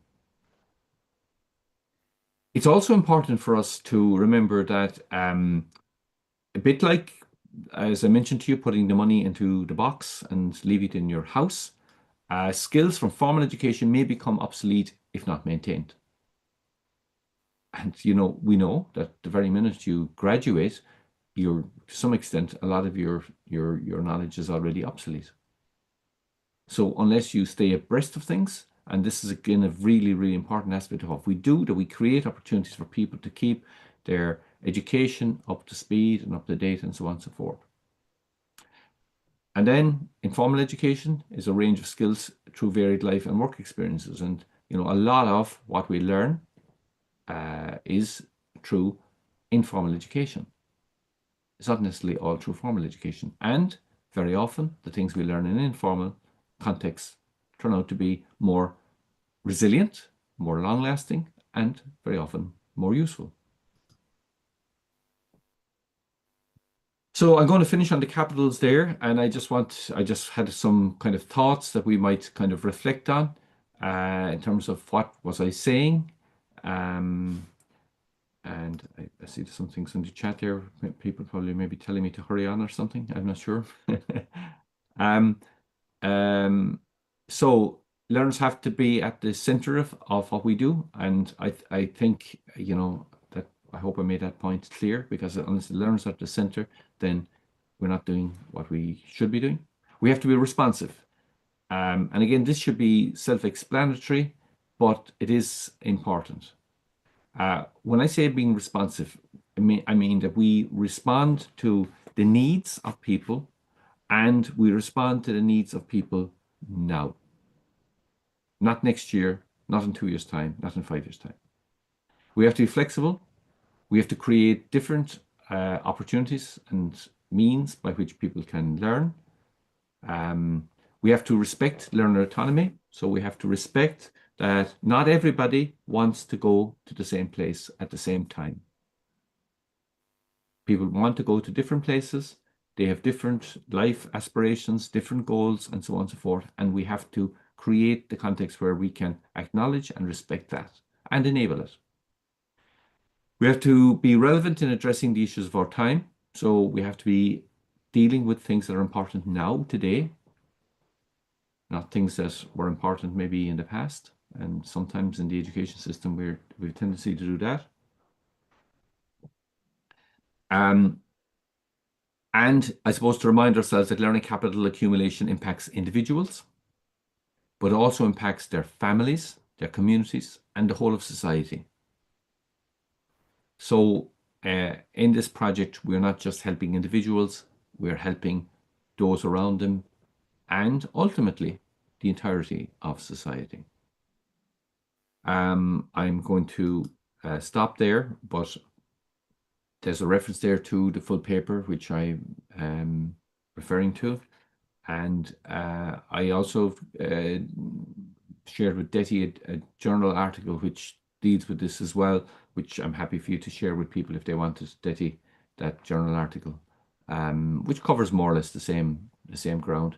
And if people want to contact me directly, they can do so as well. So I'll just leave that up there just for a minute, and then I'll stop sharing.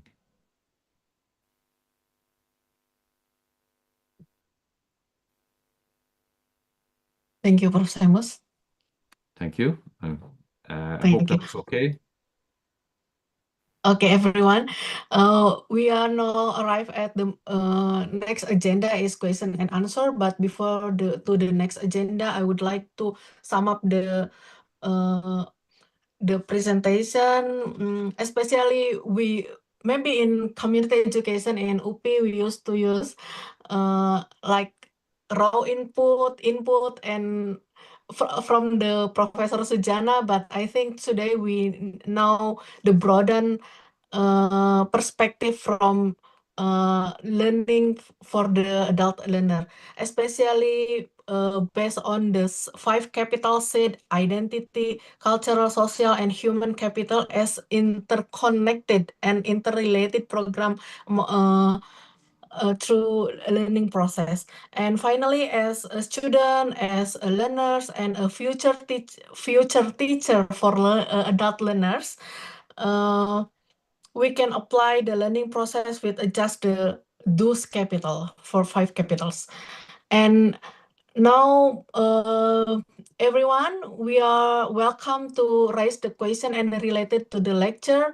Please, maybe you can type on the chat box your question and raise your hand and open your mic. I will check the chat box first. Anyone, please? Any question? Maybe I have to start from the lecturer first. Thank you. Please, Dianti. Okay, thank you, Professor. It's very enlightening my perspective of adult education, because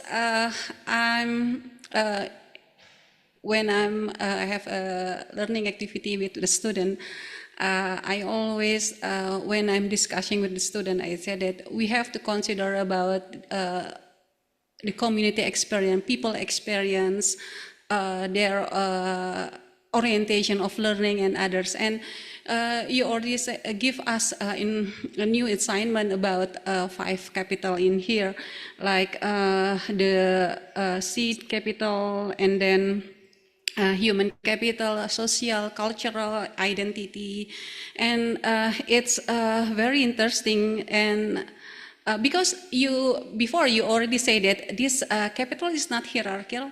Yeah, so it's not hierarchy. It's become interconnected with one another's. So give me some things that I want to when we are thinking about when we have the community as a part of the object, or not a subject in program for non-formal education or community education activity, learning activity for the community. We see that they have different condition. Some of it maybe have a good seed capital. They have their own identity in. Maybe some of the community have the cultural capital if compared with others. Like if we compare, I don't know, it's my assuming that if we compare with developed country, maybe they already have a good seed capital. Like their parents already have a good educational background. Most of the developed country already has finished the bachelor program and others. If we compare with developing country, still a lot of educational background is still low in condition. So when we see this condition, we have to consider all of this capital, and we consider maybe in some of community 3 capital it's already have in a good, and other capital we have to develop. Is it my opinion? You can catch my opinion. Yeah, I hope so. Like I think the thing about the seed capital, interesting, of course. Like basic education, I suppose, is more advanced in some countries than others, and things like adult literacy levels are higher in some countries than others, and so on. There's no question about that. But that doesn't mean, of course, that people don't have other kinds of learning capital accumulated that they can avail of and use, and they do avail of and use. But like without a doubt, in the contemporary world, being able to read and write proficiently is really, really important. Let's be fair about that. And being able to do these things opens up a lot of doors, because this is definitely capital that you can invest very, very easily and get a benefit from it. What we need to be careful about is that we don't equate things like low levels of functional literacy with intelligence. And unfortunately, an awful lot of people make this mistake, where they think that people who don't read and write proficiently are less intelligent somehow, or less smart, or something like that. And that's obviously problematic way of seeing the world, and we have to extricate ourselves from that. So look, there is no getting away from that fact. Of course, these challenges are very, very big challenges, and I suppose we have to address the challenges that present themselves to us in whatever society or whatever community we're working in. So if they are the number one priority, they are the number one priority. What I mentioned about AI earlier in relation to seed capital, for all of us, but there are other areas. For instance, in my university, we run a program, Autism Studies program. And the Autism Studies program is about how to better understand people who are on the autistic spectrum. So this program is on our National Framework Qualifications, the level 6 program, which is just more or less at the level of the higher levels of second level education. Now, who takes the course? The people who take the course are very often our parents, our carers, our professionals working with people who have autism. So it could be teachers, doctors, police, or whatever. Would you think about that cohort? They could have a very, very, very wide range of educational experiences. So you could have a parent who's a professor in the university. You could have a parent who is a cleaner in the university, let's say. They're both on the same program. They're both accumulating the same seed capital, because they're both learning about autism at a fairly basic level in areas that they don't understand and know themselves. So there's that context. So that's why I wanted to see it being done and dusted and so on and so forth. The point you make about I suppose the cultural capital, very often people have high levels of cultural capital that are specific to their own community, their own neighborhood, their own area. And then once they leave that context, then the capital becomes less certain to them, less useful to them, and maybe even be problematic for them. So there's a lot of complexities in the contemporary world, and these things around the capitals and recognizing the capitals and allowing people to accumulate and invest the capitals is part of that scenario. I hope I answered the question. I'm not sure that I fully got everything, but is there more? Okay, I will read from the chat box per person. Thank you, Professor. Okay. I think we should meet and discuss more. Yeah. I'm willing to have more knowledge from you about this. Thank you very much. Yeah, no, and look, I'm happy. I can see that I'm just giving a very shorthand answer, so I realize that, yeah, we need to drill down more into these things and talk about them more for sure. Yeah, absolutely. So this question, given that parental education, seed capital make use 3 times more likely literacy.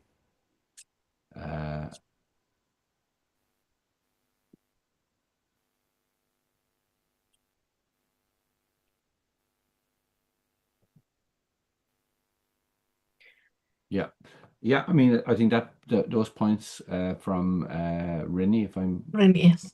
Yeah, correctly.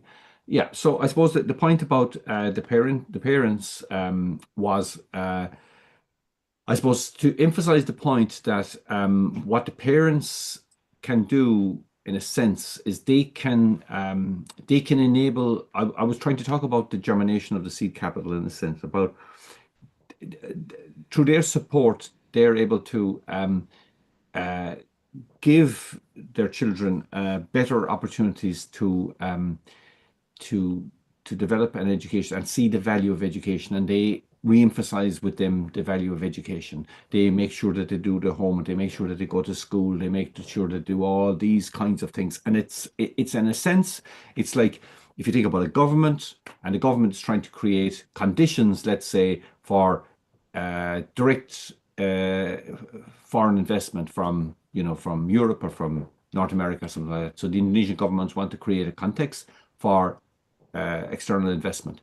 They do certain things in the policy. They might do something to the tax regime. They might do certain benefits for the companies coming into Indonesia and so on and so forth. So in a sense, they're creating the context that the company can safely say, if we invest in Indonesia, the chances of success are higher. And that's really what the parents are doing. They're creating the context. So the point, I would say, the real critical point is that us engaging with the parents, giving the parents the seed capital themselves so they can learn and they can read and write, or they can understand things better and get engaged in education in a better way. The likelihood of them passing this on to their children is very, very, very high. So you're not just impacting that parent, you're impacting their children, their siblings, their parents, their friends, their community. So you're creating the context for good investment of the seed capital, as it were. Individual marginalized communities often suffer from identity capital. Yeah, absolutely. This is true because their identity is seen as less valuable than the core identity of the wider community. And unfortunately, this has become an increasingly difficult problem. And we see it more and more and more in this part of the world, where people's identities are being challenged and they're seen as less value. But as educationalists, as people in the education sphere, we need to push back against that closed mind way of looking at the world. Impersonation understand there too. Okay. The next question from Amriadi. Yeah, I'm just reading it there now.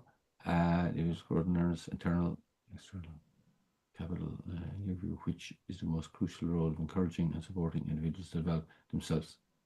Okay.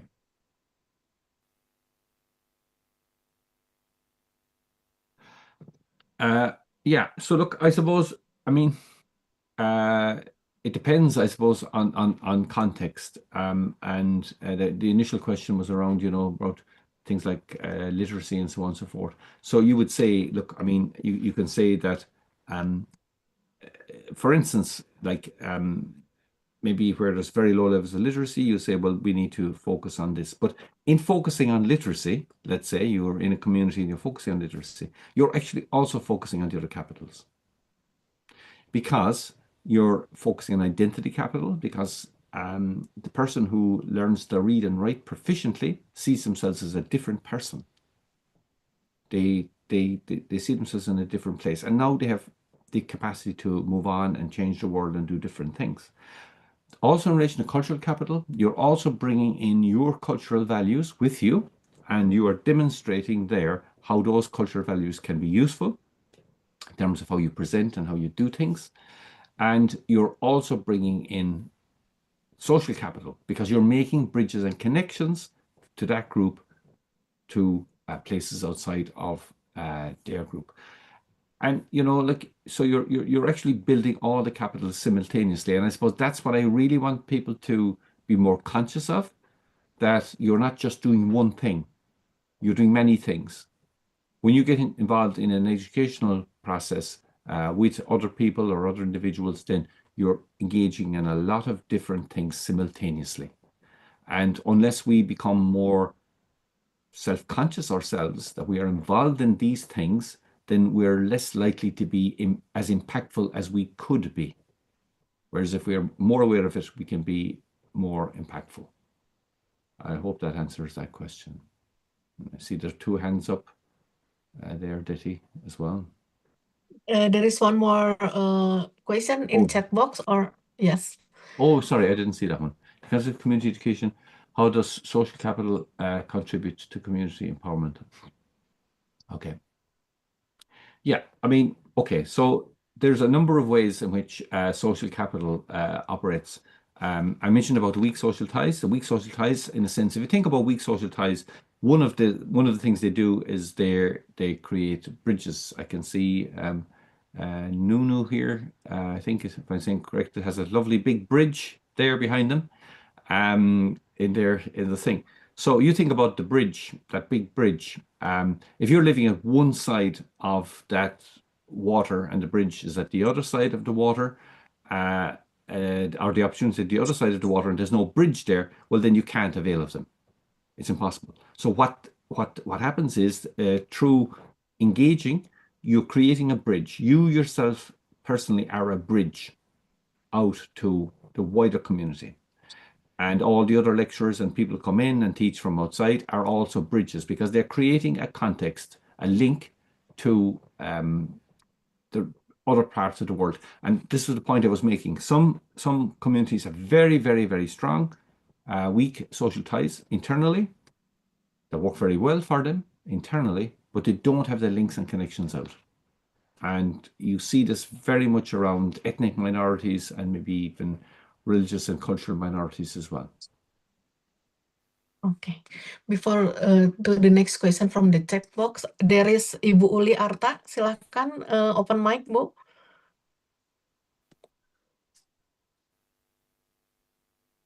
Terima kasih Ibu Deti.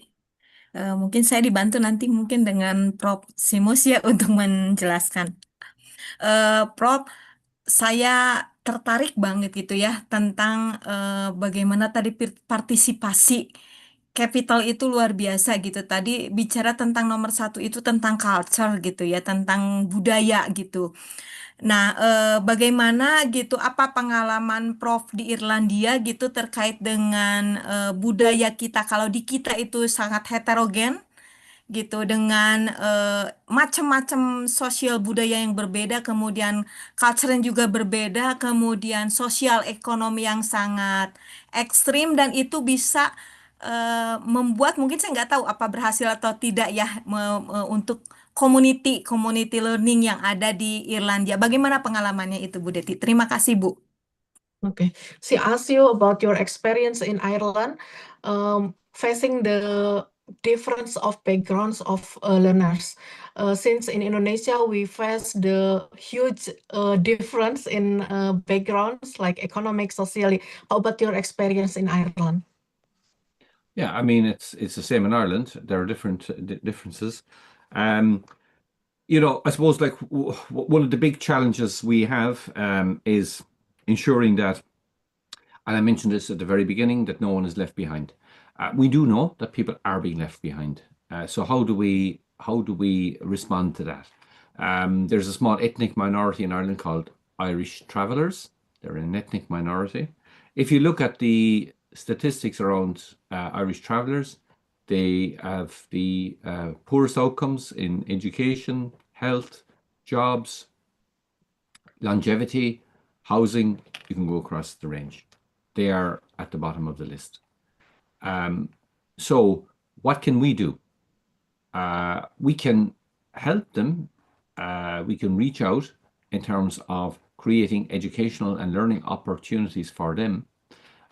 We've worked a lot with women leaders in those communities.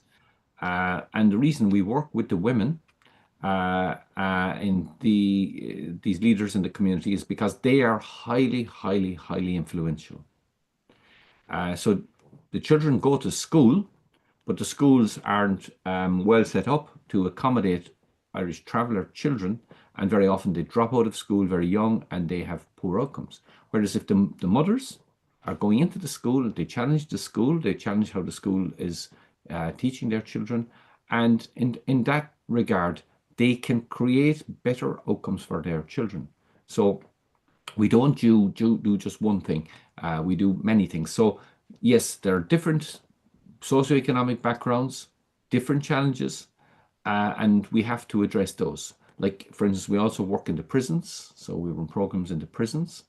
Why do we do that? Because we want to create opportunities for those prisoners to create new life for themselves, but also for their children. For instance, the prison in Cork City is a men's prison. It's a men's prison only. And 60% of the children, the male children of male prisoners, end up in prison. You know, if you keep going in that direction, you won't have prisons big enough to accommodate all the prisoners. So what do? We have to change the paradigm. We have to change the thinking. We have to create opportunities for those people to be able to do different things in their lives and not to be dependent on crime. So yes, we have different backgrounds and different people and different challenges. So we have to try to address people where they are, but not where we would like them to be. So we have to address them where they are and try to build from there. I hope that answered the question. Thank you. So, cukup Bu Uli? Cukup Bu. Thank you Prof. Berikutnya Mario, silahkan open kamera dan mic. Terima kasih Bu Deti atas kesempatannya. Good afternoon, Professor. Thank you for the chance given to me. You emphasized that the importance of weak social ties and building bridges beyond the community, and you also mentioned that we ourselves are the bridge, which I strongly agree. However, Professor, in grassroots initiatives like community reading centers or other community, access to weak ties is often limited, and like trust issues make engagement beyond strong ties is make it more challenging, especially from us that far away from capital city. And how can individuals realistically function as effective bridges under these conditions without becoming overburdened? Because in like that conditions also always or often just individuals that make like uh, uh, something like that, and without becoming overburdened or centralizing trust and strong internal relationship within the community. Thank you, Prof. Yeah. Look, I mean, yeah, of course, you're not a lifeboat. You can't take everybody on board. We understand that. But nonetheless, even low level um, uh, engagement or is always useful. I mean, like it's the same with me, I suppose. Like if you looked at the number of undergraduate students, let's say that I taught in the university, or the number of people I have engaged with in the wider community would be thousands and thousands and thousands of people. I can't give every one of them individual care and attention. But what I can do, I suppose, is even in your in your delivery of programs, you're already creating a capacity for people to see beyond their own community. Because you said you come from the capital city and you go to which now I think is the largest city in the world, by the way. I think it passed out Tokyo recently. But so you come from the big city and so on and so forth. But the fact that you come from there into the community indicates to people that there are opportunities elsewhere, that there's another world out there. And you can give people levels of guidance in terms of what opportunities exist for them. I'm sure in the teaching and learning, those kinds of things will come up almost anecdotally. All of that is important. Plus, I mean, the people are also interacting with other people in the learning context, or it's a class or whatever, and they're building social capital with them and with all the other lecturers and tutors and so on and so forth that they interact with. So, of course, the burden isn't on just one person to solve all the problems of the entire community, that's for sure. But you are one of the many bridges, I suppose. It's not just a single bridge. You're not the only bridge which everybody has to transverse. Thank you, Professor. Okay, thank you, Prof. One more question from the chat box in the context of community education. How does social capital contribute to community empowerment? How can synergy between the government and the community be built? Social capital.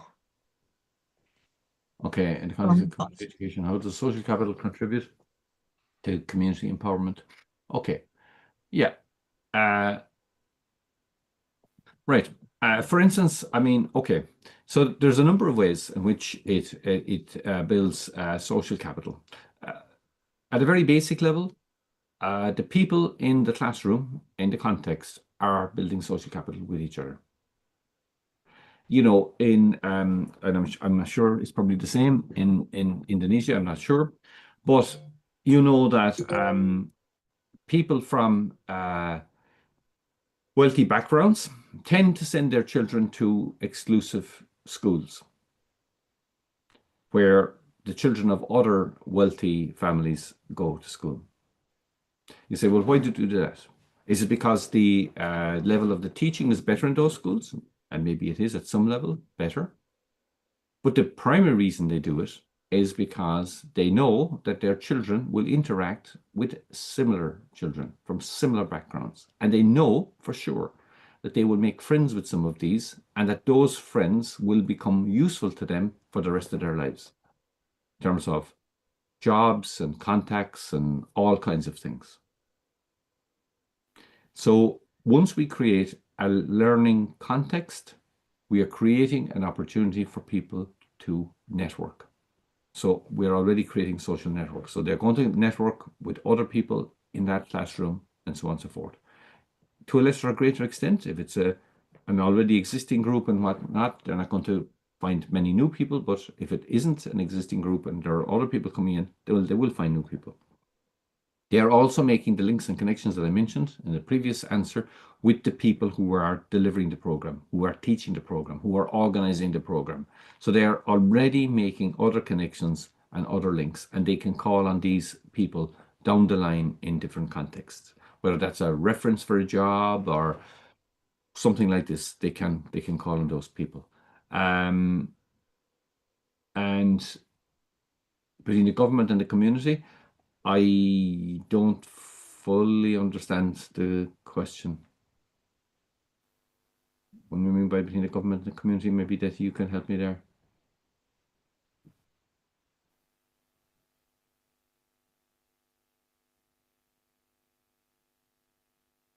Pak Purnomo, apa sudah terjawab, Pak? Okay, there is one more question that. Okay, I'm sorry, I'm on the way. The voice is not clear, but I think yes. But in Indonesia, government maybe have a regulation, different regulation in Finland. Yes, I think maybe can be give the example for regulation about the contribution government for the community.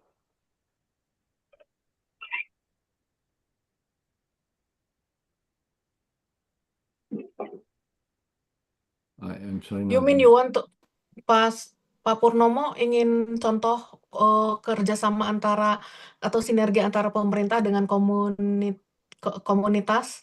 untuk membangun social capital. Oke, he wants you to ya gimana?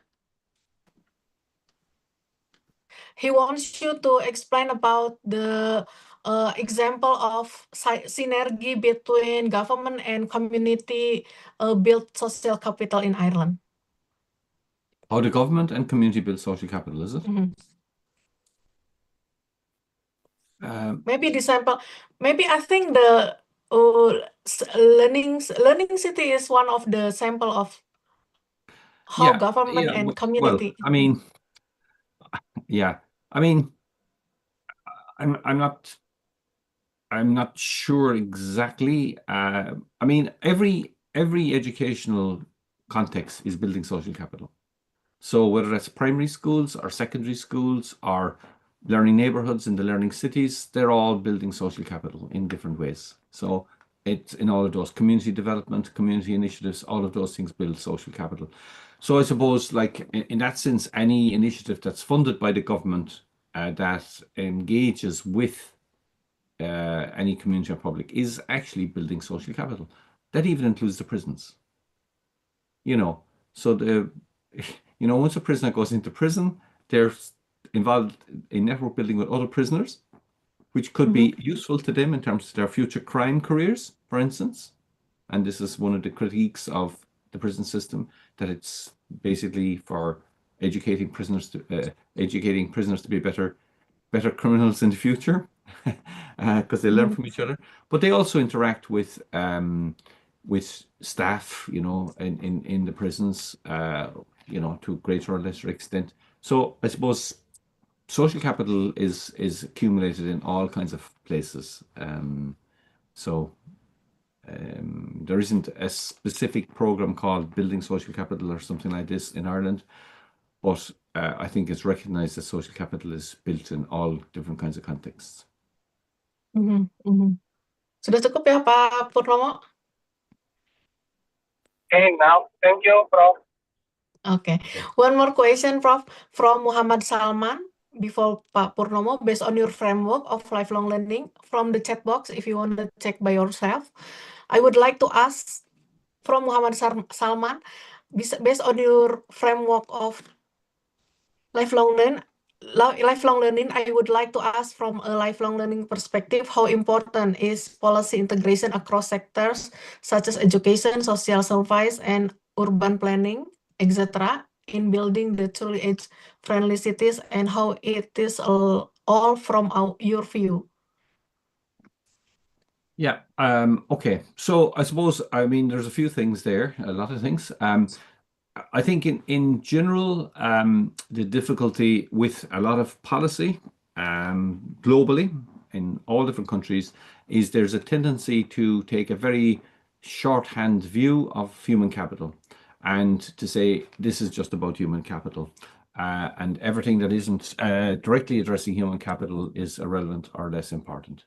And I think in that situation, they are actually not helping, and in some ways they're wasting a lot of money and effort. So there is a dilemma there. Things like the learning cities and those are much more around creating learning ecosystems. So they are much more conscious of all the five capitals and developing all of the five capitals. So in that sense, I suppose the support for initiatives like that are definitely helping. Community education and things like this are also helping, but the funding for those isn't nearly as high as it should be in my country anyway, and I think that's true of all the other European countries. I'd like to ask a lifelong learning perspective, how important is policy integration across?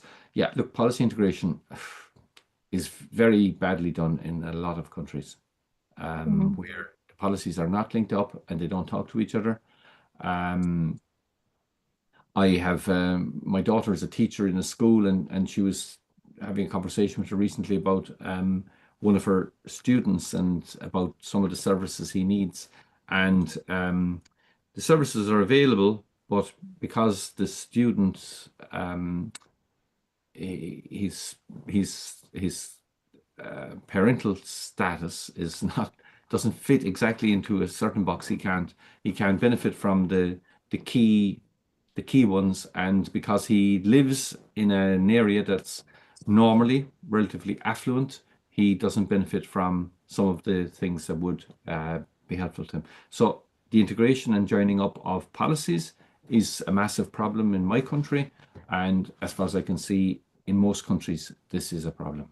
They don't sufficiently talk to each other.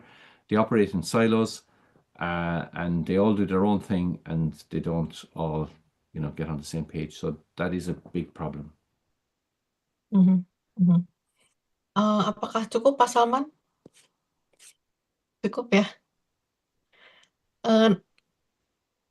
Next question from Witri Dian from the chat box. In the digital world where AI disrupt all aspects, do these five capital shift in their role, and how can we as an individual make the most of capital we have to truly excel as lifelong learners? Yeah. I suppose with AI, we just need to keep a little bit of context. I mentioned about seed capital. I suppose we all need to have a better perspective, a better understanding of to understand better, for number one.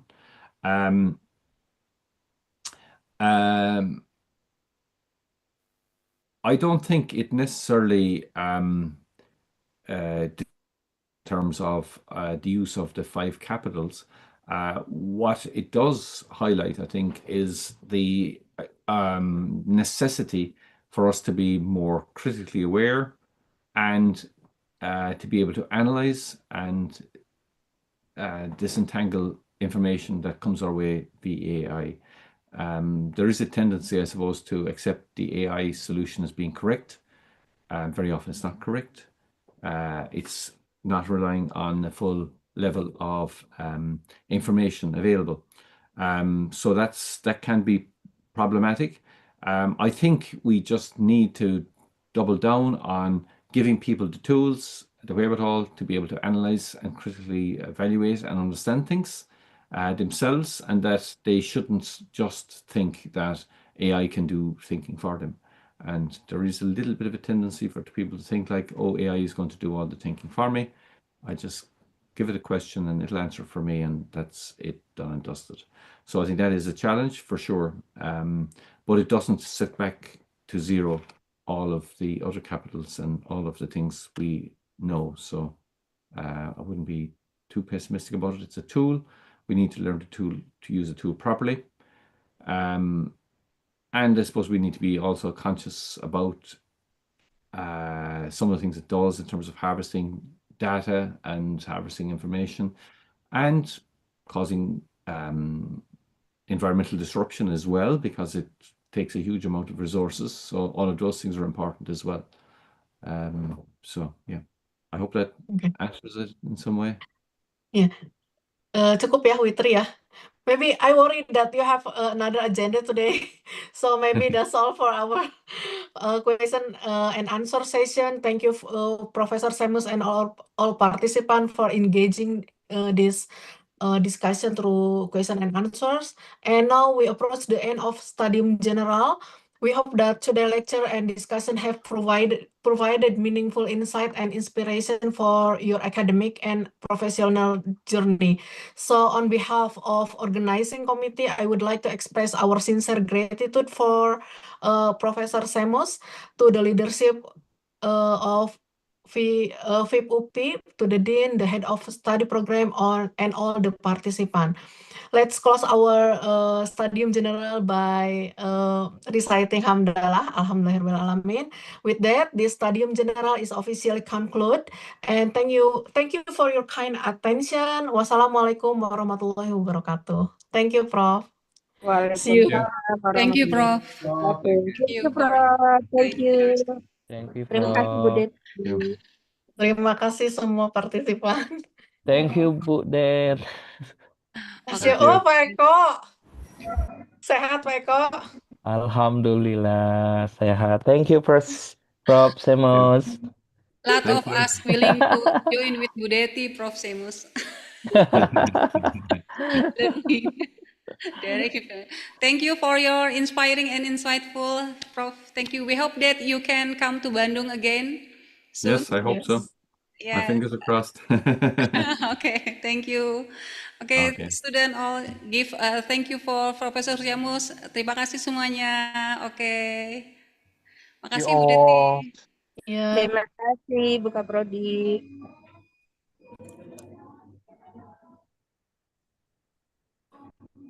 Okay. Semuanya nih, jadi ya.